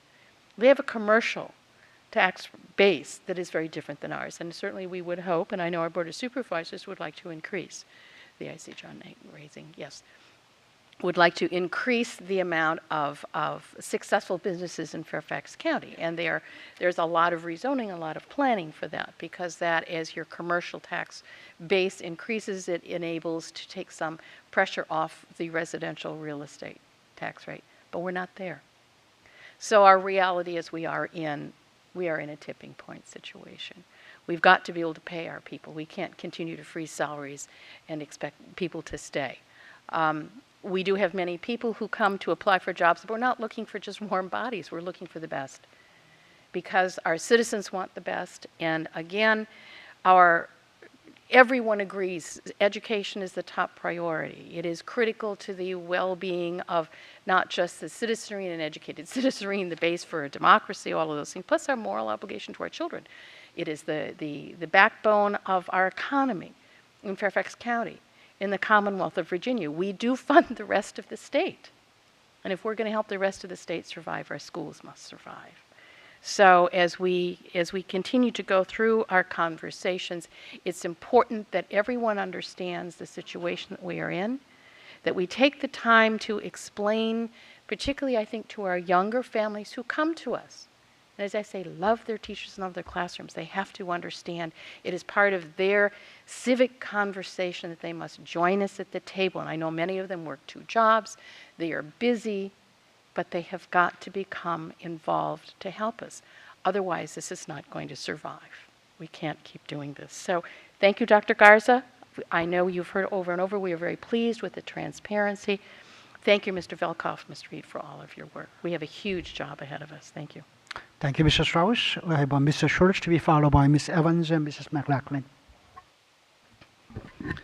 First of all, I know that a number of my colleagues have said something along the lines of very difficult budget to hear as a proposed budget. And I have, maybe aside from Mr. Velkoff, I don't think I've quite heard the tenor that I would expect from the board, which is that I think it's very brave. And I do. I am profoundly grateful for the early engagement of the stakeholders much earlier than has ever been done in my experience, and that allowed this to be, I think, the most objective that it could be in order to answer, some difficult and complex issues. That being said, there are a couple of specific points that I'd like to address. On slides, I don't know if we can get them up, slides 7 and 8 at the beginning, with the degree of transparency and accountability that I think came with the early engagement, I do want to point out that, and I don't know, is it the right? Yes, this is the right one.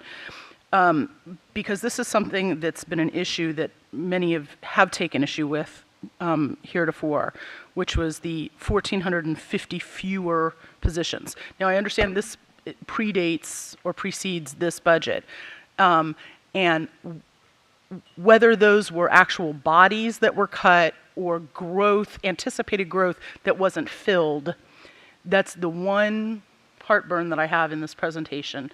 And I understand that it precedes the work that you've done, but unlike that which transpires through the rest of this presentation, which are potentially cuts, I believe that there's a little bit of a dissonance. So that being said, with that, you had said on page 28, or slide 28, there was an example of about 368 potential positions being cut in the classroom. And I'm focusing on things that I know my constituents, that I hear when I go out, is the questions about in the classroom. So this is one of the areas that I want to concentrate on. Because I'm hearing from my colleagues, the concern that there's 700 and some positions on the table. But I thought I understood from your presentation, Dr. Garza, that many of these 368 positions are potentially going to be attrited through the regular process. If you could just talk about this particular point. I do want to point out that if you do the calculations, I know from our colleagues on the Board of Supervisors and in the community, what we'll hear is you have 3,369 additional students and 369 FTEs. That works out to about 1 position for every 9 students. So some people will say, well, why do you need 1 FTE for every 9 new students? So that will be a little bit of a question.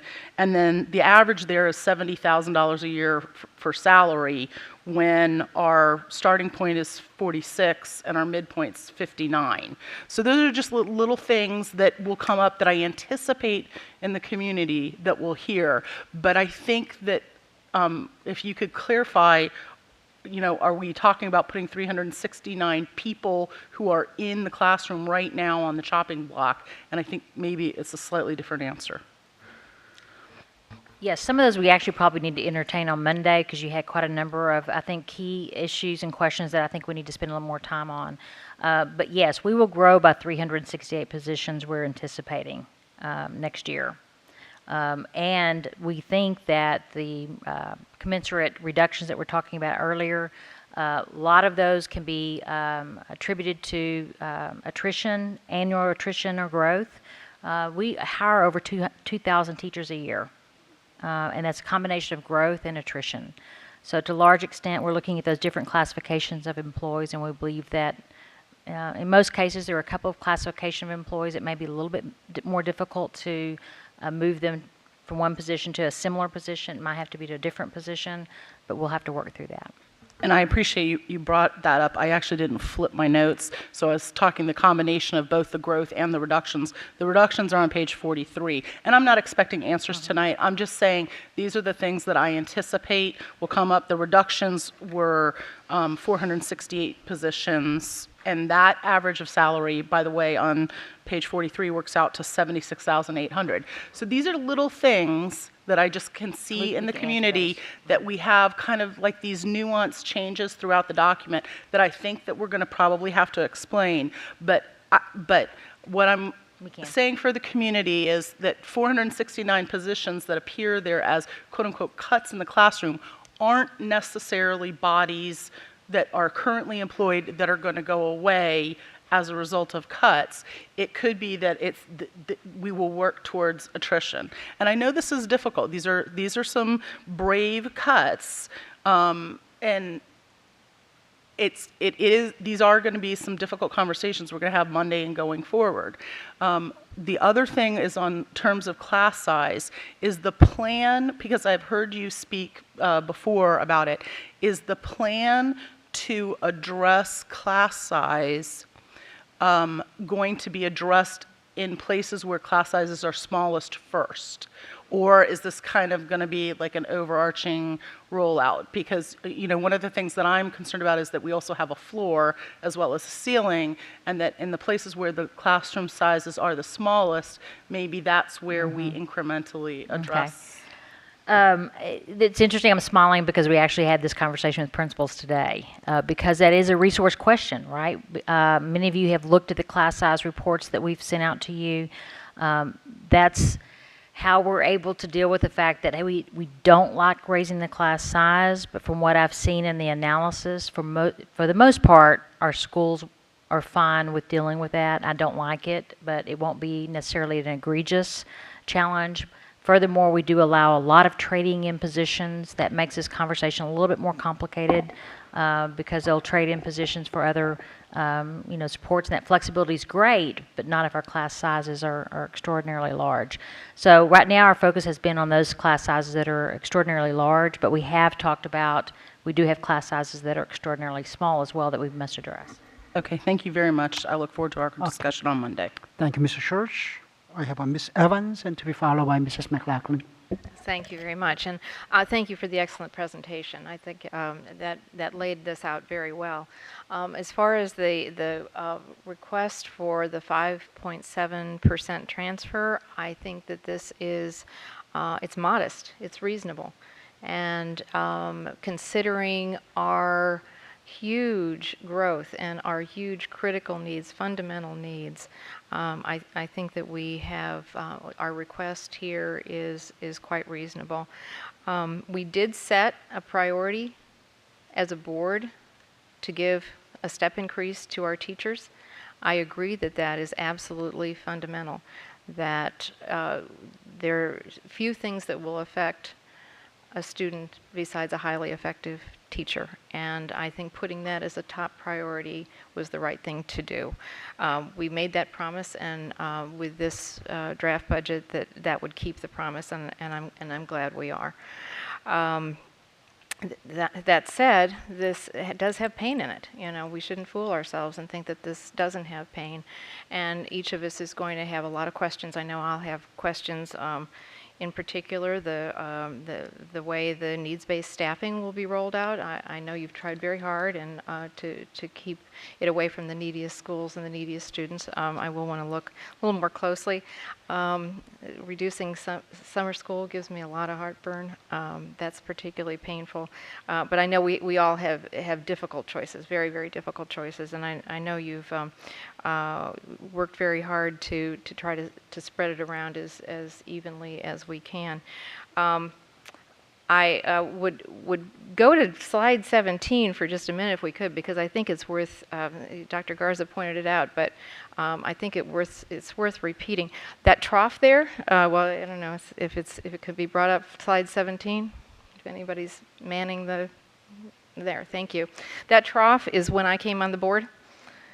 I'm not suggesting cause and effect here, but but I do remember it vividly. I remember that year when we had a roller coaster that year and ended up with less money than the year before, and we are trying to dig our way out of that trough. So I think that bears repeating. I do want to congratulate both Dr. Garza and her staff, Ms. Quinn, Ms. Michael, and of course, Mr.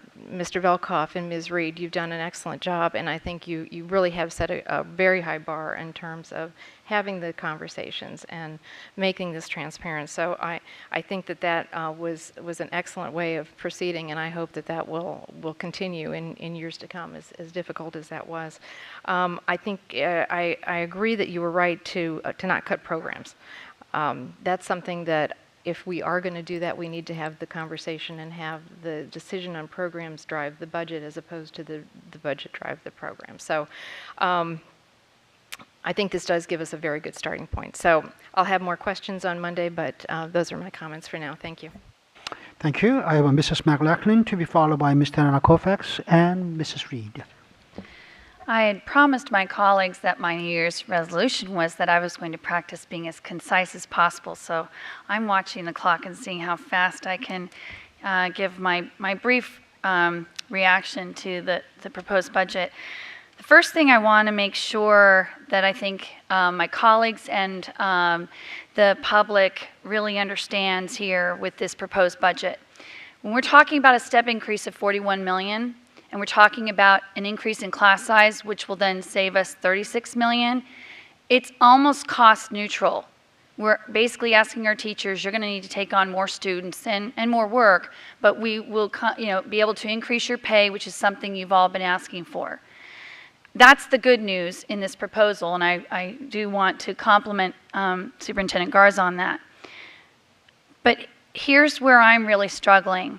When Ms. Evans asked to bring up slide 17, which is the one I've been focusing on the most through this entire hour and change. This school system has not seen a 6% or more increase since 2006. This 5.7% increase gives me great pause. I've been listening carefully to the full board of supervisors. I've been listening carefully to individual supervisors. And I wanted so much for us to present a budget that absolutely said, look, we heard you. We know you want to give us 2%. It's not possible. But 2% is not 5.7%.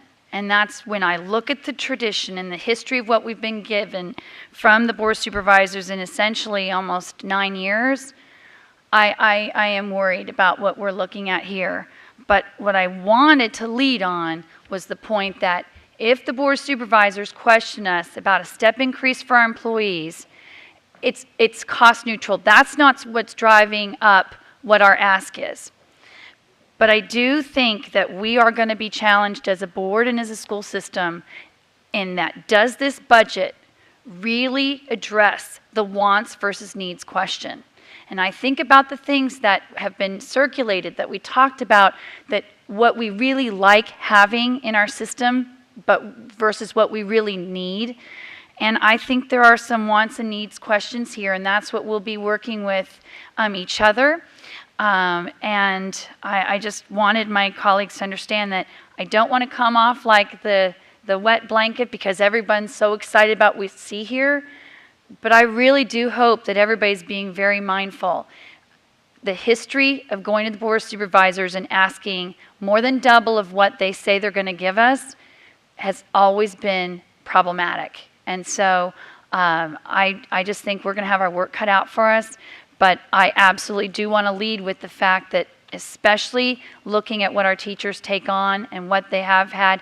And as Dr. Garza said, and so my apologies, especially the leadership team sitting there, everyone in this school system has had to take cuts to their departments, and everyone has had to do more work with less compensation. So I think it has affected our system as a whole. We do need to be mindful of it. But let's be clear, class size is going to affect our teachers first and foremost, and everyone who's in those school buildings at the greatest degree. So with that, I'm at 3.5 minutes, and I'm pretty proud of going half of what most of my colleagues did so far tonight. Oh boy, that doesn't mean other board members have to go 7 minutes. Mr. Anna Kofax. Thank you, Chairman Moon. Dr. Garza, I want to thank you and your staff for your over this last several months, for your hard and thoughtful work on putting together this budget. So thank you all. I know how much time and energy you've put into this, and it shows. I really appreciate the detail and the true transparency of your work. Again, as my colleagues have said, the cuts that have been suggested are not easy ones to digest. And the thing is that this is with the assumption of a 5.7% increase, which I do believe is reasonable given the facts that you've presented to us tonight. Again, as many of my colleagues have said, we will be working with you, the members of the public, to engage with our state and local funding sources. It cannot simply be stated that education is a top priority when it has not been adequately funded for several years now. Our system has not.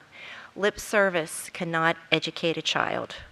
Our uncontrollable increases cannot be ignored. Our enrollment growth, our changing demographics, our rising insurance and retirement rates, these are uncontrollable expenses. Again, don't ignore them. The layout of this plan, I believe, is professional, detailed, and again, most transparent. The details are there. As Mr. Velkoff said, if you have a question, ask us. We will give you the answers. We will find them for you. I thank you again for this. I appreciate this document as a starting point to truly make our education a priority amongst those who fund us, because it's very, very important for our children. Thank you. Mrs. Reed. Thank you, Chairman Moon. Thank you to Dr. Garza and staff, and to my colleague, Mr. Velkoff in particular, for all of the work that we have put into it. I know there was a lot of times when you were frustrated, but you kept your arms on the table and you kept very patient with us as we tried to parrot and anticipate some of the questions, not only from our colleagues here on the board, but also from the public. And I think that this briefing tonight is a testament to the fact that you listened to us and that you anticipated the questions, and things are very, very understandable. People may not agree with what's in here, but at least they understand it. And kudos to all of you for your hard work. A few points that I wanted to make very quickly. Make sure that everybody understands, with this many pages, there's a lot of information to digest. But one, there is a structural deficit, and we do have these uncontrollable costs. We've dug ourselves into a hole, and we need this funding to right ourselves. And then from then on, maybe we can talk about, okay, let's do some multi-year budgeting. Let's get some accommodation for our enrollment increases as we go forward. But we're not there yet. We've got to dig ourselves out of this hole. And we've explained how we got here, but make no mistake about it, that's where we are. We need to also talk about protecting the classroom. And on slide 34, I love it, love this picture, because a picture paints 1,000 words, and talk is cheap, but what we're saying here is we're trying to protect the classroom at all costs. And this does a very good job of showing that. And last but not least, I think that the timing is right for a public engagement strategy, and I'll look to the chair of the Public Engagement Committee, that we all need to be part of this. We all in this community share being here and share the challenges of being here, as well as the fruits of being here. So I feel like this is the best time for everyone. If you haven't been involved up until now, many of you have, but to really understand where we are as a county and as a school system, and get involved, ask questions, make sure that you feel you're part of the solution here. And I think we've made it clear with what has been presented here tonight. And I agree with Ms. McLaughlin, the amount of funding that we're asking for is clearly out of the realm of the normal. But if we don't get that, we're going to have to do some serious changes to our system as we know it. And that is the main message I think that we need to take forward. This isn't the sky is falling. This isn't the Washington Monument. I mean, this is a real situation here that we're in, and we all face it together. And so I think as we go forward, we're all looking forward to hearing from the community, hearing from the employees, the retirees, everyone, and particularly the ones that we don't normally hear from. I think this is the time that we'd love to hear from everybody. And for those of you that represent the folks that we don't normally hear from, we'll be counting on you also to make sure that any decisions we make do the least harm possible. I remember, I'm looking at my colleague, Ms. Hone, do no harm. Used to be our motto years ago, and I think that that still will hold true today. And we can't forget that all of these changes that we've talked about impact people and communities and families. And so I just want to say I really appreciate everybody's work, and our work has really just begun. And any messaging we need to do, it needs to happen in the next 6 weeks before the county executive comes out with his budget and before the tax rate is set. After that, I don't know, I guess we'll need a giant bake sale or something, because after that, really, it's going to be very, very tough going forward. So thank you all, and thank you again, Dr. Garza. Thank you, Mrs. Reed. Any other board member? If not, thank you. Thank you, Dr. Garza. Any final word? Okay. Save for Monday. Thank you. The next order of business is student representative matters. Mr. Ash. After such a long presentation, I figured I'd keep them short. So I know I certainly enjoyed the 2-week break, longer than normal, and then the extra day and a half that we got with the cold. But we're back in school now, back up and running. Next week we have our January SIC meeting. I'm excited for this, mostly because we missed our December meeting, so I'm excited to get back, and that's such a great way to get the student voice, because it's representatives from every high school, and just some great minds there. So thank you. Thank you, Mr. Ash. The next order of business is action item. The first one is Family Life Education Curriculum Advisory Committee recommendations. I believe that it's Ms. Evans. You have motion. I do. I move to approve the recommended media as detailed in the agenda item and as reviewed and recommended by the Family Life Education Curriculum Advisory Committee. Is there a second? Seconded by Mrs. Strauss. Ms. Evans? Thank you very much. I hope everyone's had an opportunity to review the media. It's an absolutely excellent presentation on a very, very difficult subject. The issue of sex trafficking, which we created media here in Fairfax County, I believe because there wasn't any available from other sources. Is that correct? That is correct. In fact, the police department reached out to us and said that we were in desperate need of some materials for this. Other school systems have also asked us for it. So unfortunately, there's a need for it throughout the country. Right. And I want to compliment Mr. Ash. He is one of the stars of this show speaking about this issue. You did an excellent job, Mr. Ash. This is an area where we have come to realize that whereas we might want to think this can't happen here, it does, and it has. And it's a very serious issue, and the media that we have created here in FCPS will go a long way to raising awareness and hopefully protecting our young people who are victims of sexual trafficking at very young ages. So with that, I hope everyone has an opportunity, including members of the public, to look at this excellent media, and I would urge your approval.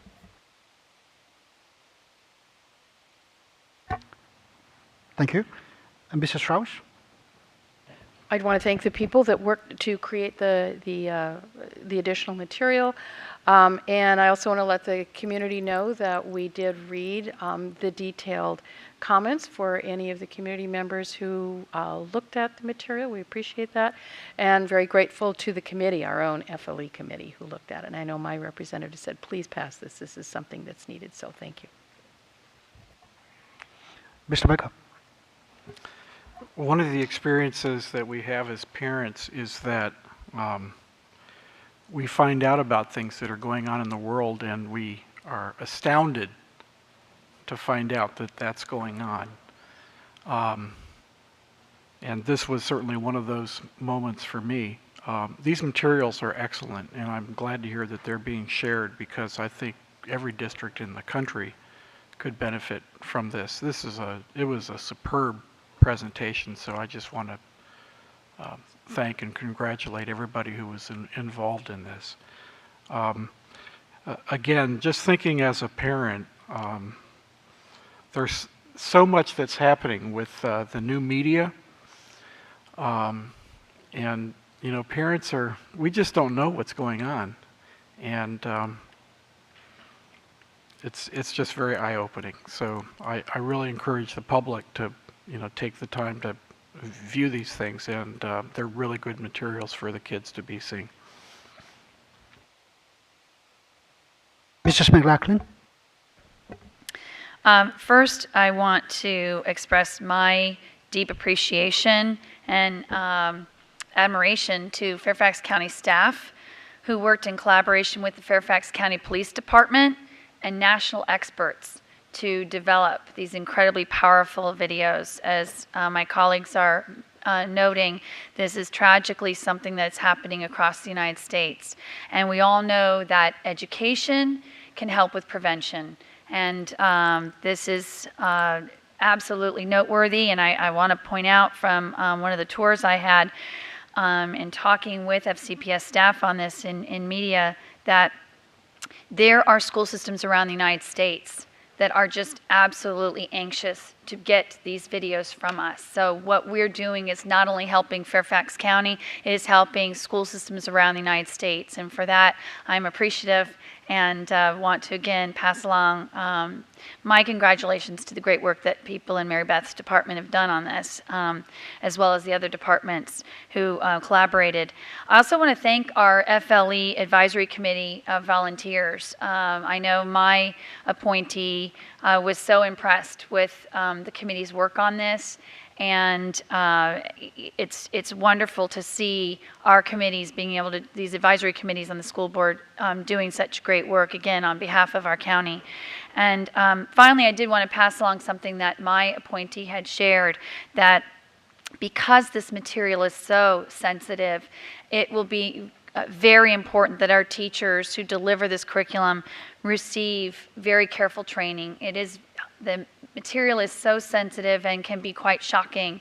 And I know we have incredible teachers, so I am confident that that type of training will happen for them. But it was one of the responses that I got from my appointee, was just how important on something of this nature. So I'm excited that we are voting on this tonight, and want to just again commend everyone who worked on this project. Thank you for doing the great work that you do. Dr. Raja. Yes, thank you. I do want to acknowledge the staff that's worked so hard on this. You mentioned Mary Beth Loveglass, her entire team. I'm sorry, I'm a little, and Dr. Sloan Presidio. And the reason I think it's important to bring them up in their team, because of the sensitive nature of the materials, they went to extraordinary lengths, I believe, including a lot of us, and asking, we asked a lot of questions because we were concerned. But I believe they did a lot of work to cover all of those bases, including a very intentional effort around parental notification, which we believe is important. So I believe that they've done a great work, and I also agree with you about the committee. They've done yeoman's work here, and we should be proud that our system is supporting this kind of prevention effort. Thank you, Dr. Raja. I have Mrs. Smith to be followed by Mrs. George and Mr. Ash. I don't know how I don't repeat. I guess I can add that I was pleased to see that there was a video for the parents too. It was very well done. Thank you.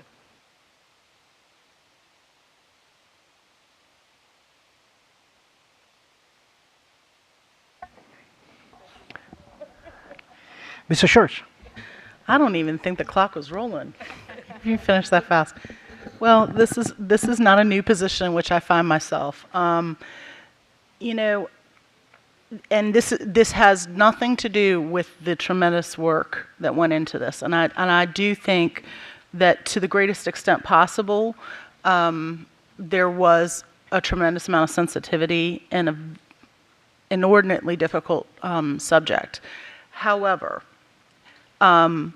with the changes that have occurred in our FLE program and in the way that parents opt out, which I think is, and I have brought this up with our student handbook and our releases in the fall, I think it is much more difficult for parents to opt out.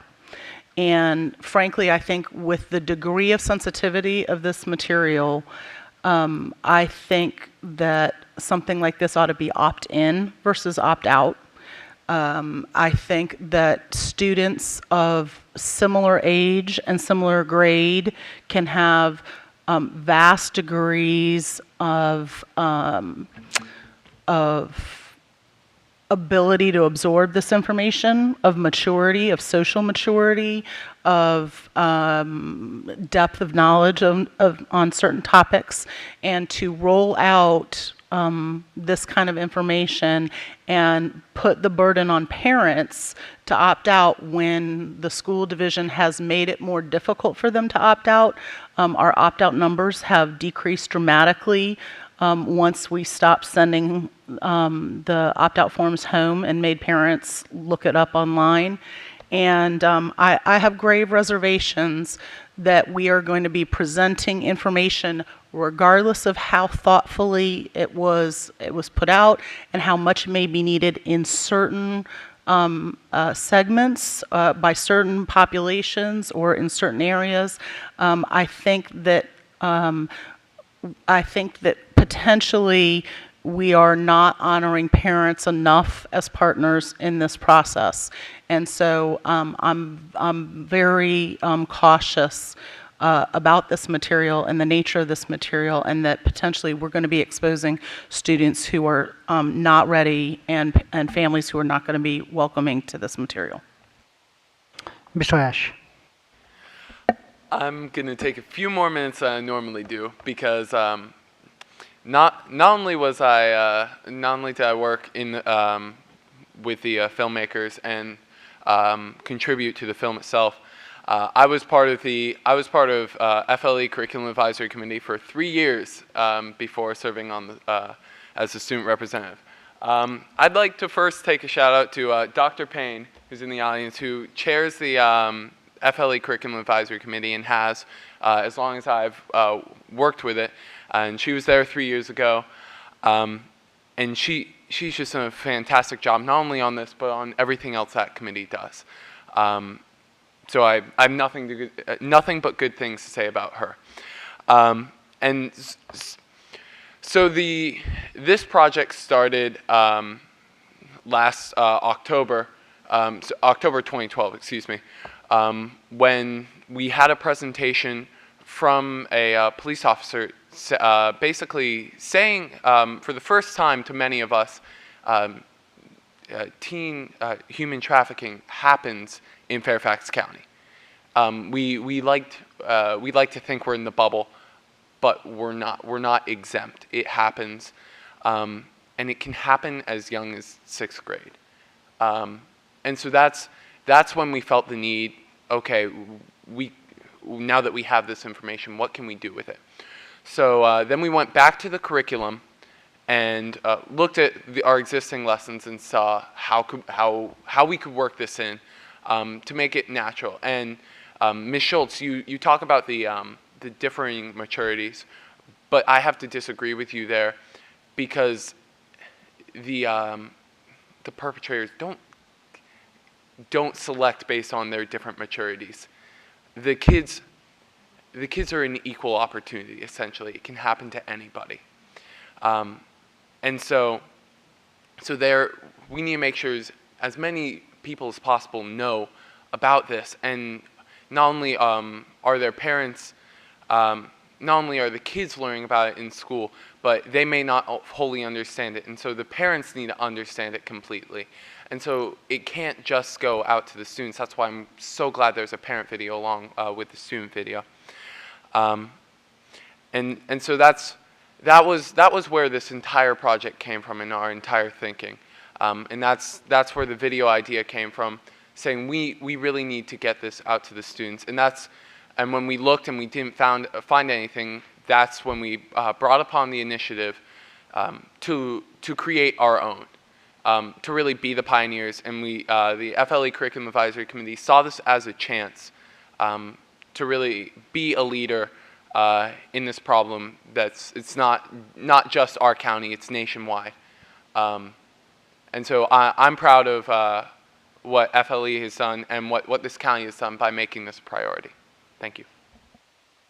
Thank you, Mr. Ash. Is there any other board member who wants to speak before I go back?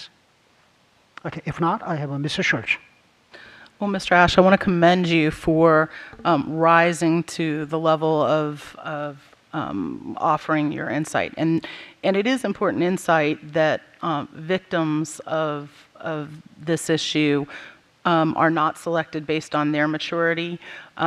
Nonetheless, I would have to disagree with you that, and as a parent of 4 of you, that the ability and the nature by which that information is absorbed does vastly differ child to child.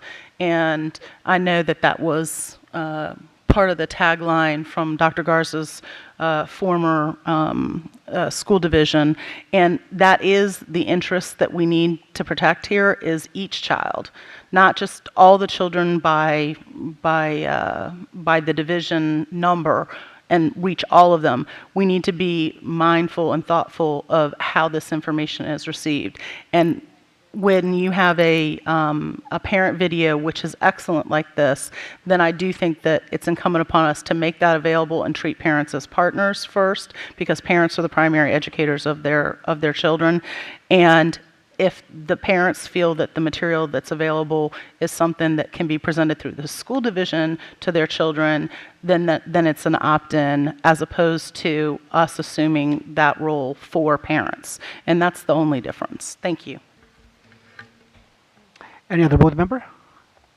If not, I'll call for the vote on the motion, which is to approve the recommended media as detailed in the agenda item as reviewed and recommended by the Family Life Education Curriculum Advisory Committee. All those in favor of the motion, raise your hand. Strauss, Evans, McElvin, Smith, Terana, Fairfax, Moon, McLaughlin, Hines, Reed, Velkop, Stork, opposing. Schultz, the motion passes. The next order of business is a confirmation of action taken in closed meeting. This is the portion of the meeting where the board will confirm any action regarding issues that were discussed in the closed meeting. These issues may include action taken regarding students who have been recommended for expulsion by the division superintendent. Board members have discussed each individual case, and at this time, we'll make several motions and to confirm the recommended action. We have a 3+ committee report. The first motion comes from Ms. Evans. I move to expel a student for using a weapon and threatening another student at school. Second. Seconded by Mr. Velkop. All those in favor of the motion, raise your hand. The motion passes unanimously. The second motion comes from Mr. Strauss. Thank you, Mr. Chairman. I move to deny the school reassignment appeal of a student who possessed and distributed illegal drugs at school and to confirm the disciplinary decision of the division superintendent. Second. Seconded by Mr. Smith. All those in favor of the motion, raise your hand. The motion passes unanimously. The next motion comes from Mr. Smith. I move to deny the school reassignment appeal of a student who possessed and distributed a controlled substance at school and to confirm the disciplinary decision of the division superintendent. I second. Seconded by Mrs. Reed. All those in favor of the motion, raise your hand. Strauss, Evans, McElvin, Smith, Derna, Fairfax, Moon, Hines, Reed, Velkoff, Stork. Those opposing? Abstaining are Schultz and McLaughlin. The motion passes. We now have a committee report, and Mrs. Strauss.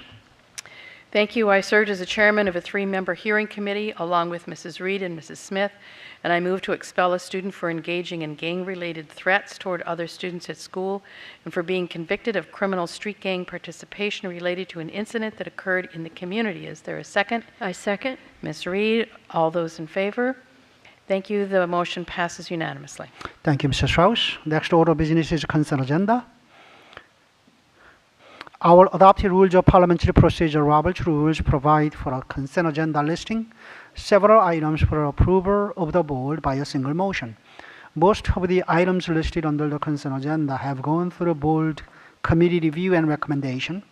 Documentation concerning these items has been provided to all board members and public in advance to assure an extensive and thorough review. Items may be removed from the consent agenda at the request of any board member prior to the meeting.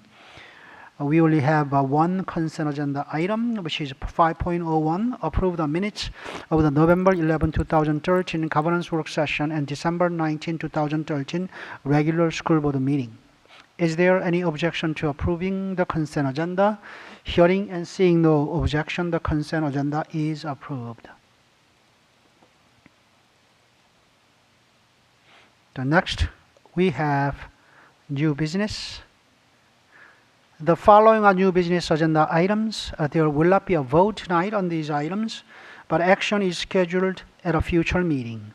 6.01, appoint Rosemary Annunziata, Louis Berlin, William Chapman, Edward Clymore, and John Robinson to serve as hearing officers for teacher dismissal hearings pursuant to Section 2.22.1-311 of the Code of Virginia, effective immediately.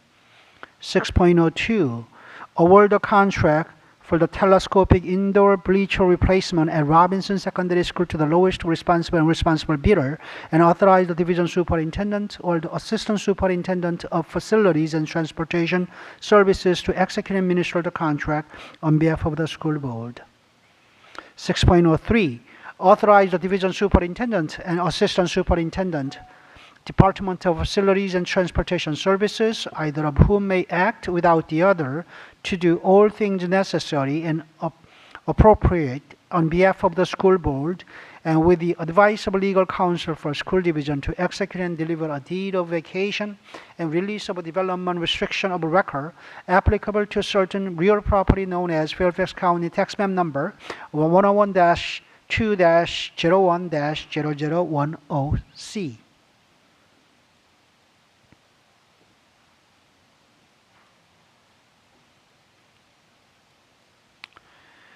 We now have a superintendent matters, Dr. Garza. Yes, thank you, Mr. Chairman, members of the board. I think you've heard from me enough tonight, but I do have just a couple of things I was going to point out. Again, I want to thank Jeff Plattenberg, his entire team. We had, as you can imagine, we've had such interesting situations with weather, but those calls are always very difficult. We did have over 261 buses where we had malfunctioning, where it would have been difficult for us to have had school due to the extremely low and dangerous temperatures. So I have to compliment Linda Farbry and all of our bus drivers who worked so hard to get those situations dealt with, plus our facility staff. Many of them spent countless hours fixing HVAC systems, plumbing, other things like that. So we have a wonderful work that's been done. So far, Jeff is I told him the other day, batting 1,000. So he better watch out, right? We'll see what happens in the morning, right? I also, again, want to thank so many wonderful members of our staff, the entire leadership team, who really helped me prepare for the proposed budget tonight. There's been countless hours spent on development of this, particularly Susan and Kristen. I also have to acknowledge the work of Barbara and Chris. who really helped shore me up and help with all of our communication documents. So very grateful. And then finally, just a little tidbit: our new mobile app we now have over 10,000 downloads, and it's increasing every day. So that's good. Our new parent mobile app. So again, thank you for your attention tonight and your support over the last 6 months. Thank you, Dr. Garza. Next, we have reports from various different committees. The first one is from Mrs. Smith on governance. We'll go to Mr. Stork.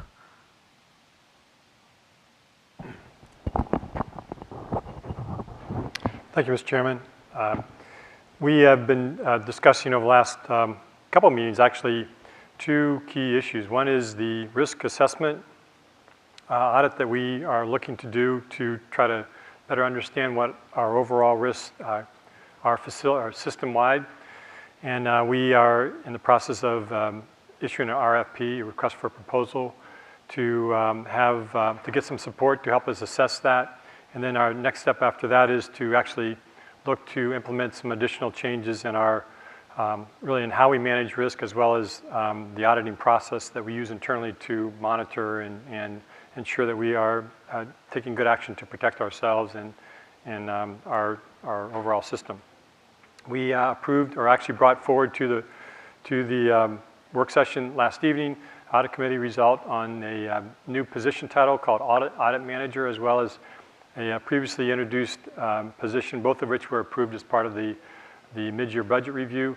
That other position for an audit 2, and both those individuals will be working in our school board audit office and helping to not only improve and enhance our audit capabilities, but also to monitor and really support the risk assessment audit that we'll be doing this spring. Thank you. Thank you, Mr. Stork. Next, we have a facilities work session. Mr. McElvin. Thank you, Mr. Moon. Last night, the board had a special work session with the Facilities Planning Advisory Council for the purpose of hearing their input on the CIP, which is their main tasking for it's their main piece of their charter. So moving forward, we'll be looking forward to a discussion on February 22nd at Falls Church High School, when they will be having their retreat to discuss 6 items, potential action items that they presented to us, and we'll see how they work with staff to come to some consensus on those. Thank you. Thank you, Mr. McElvin. We had a forum discussion, and Mr. Narcofax. Earlier this night, Mr. McElveen brought forth a potential resolution for a meals tax, and after much discussion, the board expressed their appreciation of his efforts. Glad it was a conversation starter, but at this time we would not move forward on that resolution, but we would continue our conversation through various different avenues. Thank you, Mr. Narcofax. We now have a board matters. I will start with Mr. Ash. Nothing new at this time. Mr. Stork.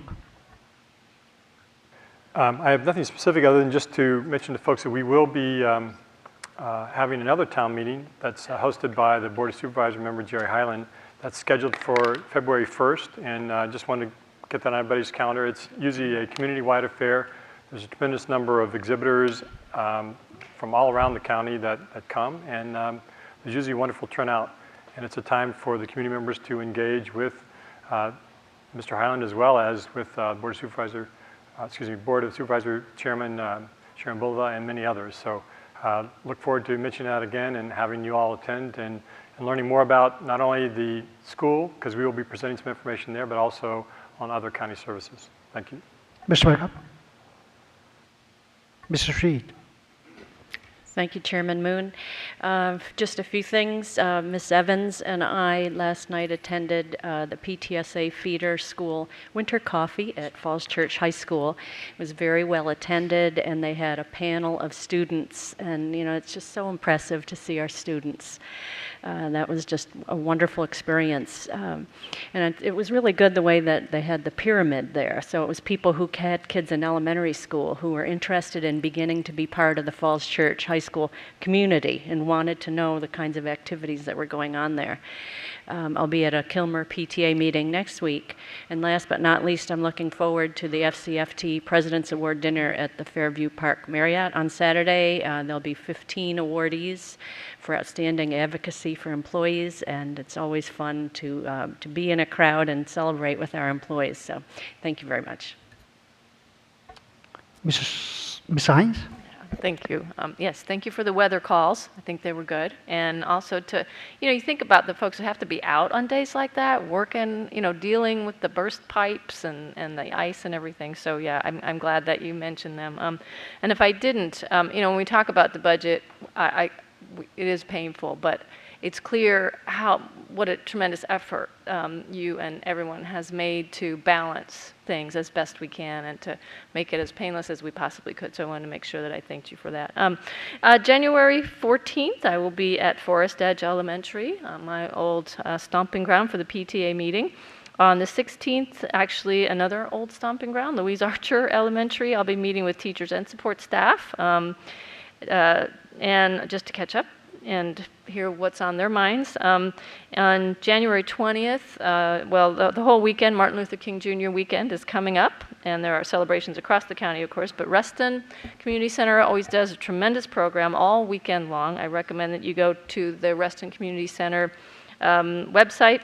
I will be attending on Monday the 20th the concert with Sweet Honey in the Rock, which is actually sold out now, but it's going to be a whole weekend of celebrations. Mrs. McLaughlin? I just wanted to briefly say that, like Ms. Reed, I'll enjoy the FCFT President's Award Dinner on Saturday, and also that Ms. Schultz and I will be visiting Robinson Secondary School tomorrow to meet with their student leaders and talking about the school system and their thoughts about how we can continue to improve the educational experience at the student level. Both Ms. Schultz and I share Robinson High School, and so it's wonderful that we can tag team together, even though she is a parent at Robinson, so I give her the tip of the hat for that.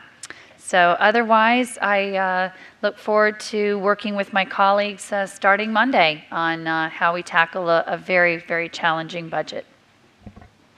Mr. Narcofax? Thank you, Chairman Moon. I hope everyone had a wonderful break, enjoyed their snow day, their cold weather day, and potentially an ice day tomorrow. So you'll hate us all in June when we're making up these days. But I just wanted to say I'm sorry that I will not be able to be at the FCFT dinner this week, but I thank you for the recognition. And I will be visiting Lynbrook Elementary School with Supervisor McKay on January 15th. And the listening tour will finally be coming to Lee District with Dr. Garza. So I am looking forward to seeing all Lee District citizens, parents, PTA people, everyone who wants to come on January 21st at Mark Twain Middle School from 6:30 to 8 o'clock p.m. I look forward to seeing you all there. Mr. Smith?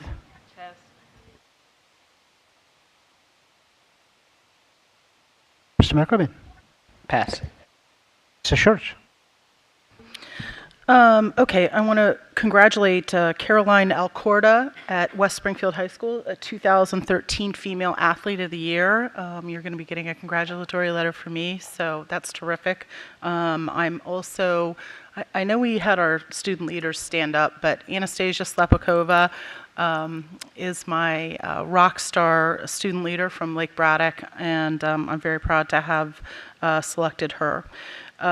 We have had, unfortunately for my Springfield district, I have tried and I tried again with 2 scheduled early budget talks, and both times I got snowed out. So it's either a really good omen or a really bad one, and I'm not going to go there at this point. And I've had many residents contact me who are very interested in the idea of an early budget talk. and taking the lead and having those discussions early. I'm fortunately paired to be in the "you must be saving the best for last" Dr. Garza in the last two listening tours being scheduled down in our neck of the woods. And so we will incorporate budget discussions naturally as a part of the listening tour dates. And I'm going to go ahead and announce those now. Those were not necessarily advertised because we were at the back end of the schedule. Dr. Garza and I will be headed to West Springfield High School on Tuesday, February 4th at 7 p.m. And there will be certainly announcements distributing that information. In addition, there will be a Lake Braddock version that I will also share because I have a huge portion of students down in that end of the county as well with Ms. McLaughlin on Monday, February 24th at 6:30. I do want to congratulate, I don't know if he's still here, Mr. Greenberg and FCFT and Ms. Adams and FEA, the dramatic and the demure in your presentations tonight, I think. But that shows, I think, again, the kinship that is being melded together under the guidance of Dr. Garza, and I'm very pleased to see that the employee organizations are seeing that as well. I am looking forward to attending the second student town hall that I've helped organize with Ms. McLaughlin. The first one was held at West Springfield. Our second one is at Robinson. You were supposed to be third. We had Lake Braddock scheduled, which was also iced out. Thank you, Mr. Plattenberg. With our 2-hour delay, but the Lake Braddock one is being rescheduled. We are still getting to our student leaders at Lake Braddock on Wednesday, January 29th. So I know that's a lot. I do want to commend Mr. Plattenberg and his staff, and I know we have gotten some complaints from the community. It's not that we're not listening. We are. But the calls for these are so complex, and people think, oh, a kid can just throw on a coat and go to school. Well, when it's negative 14-degree wind chill, and you're not certain which buses will start and which will show up, and which schools may have significant environmental impact as a result, like we did at my house on Monday with losing our hot water heater.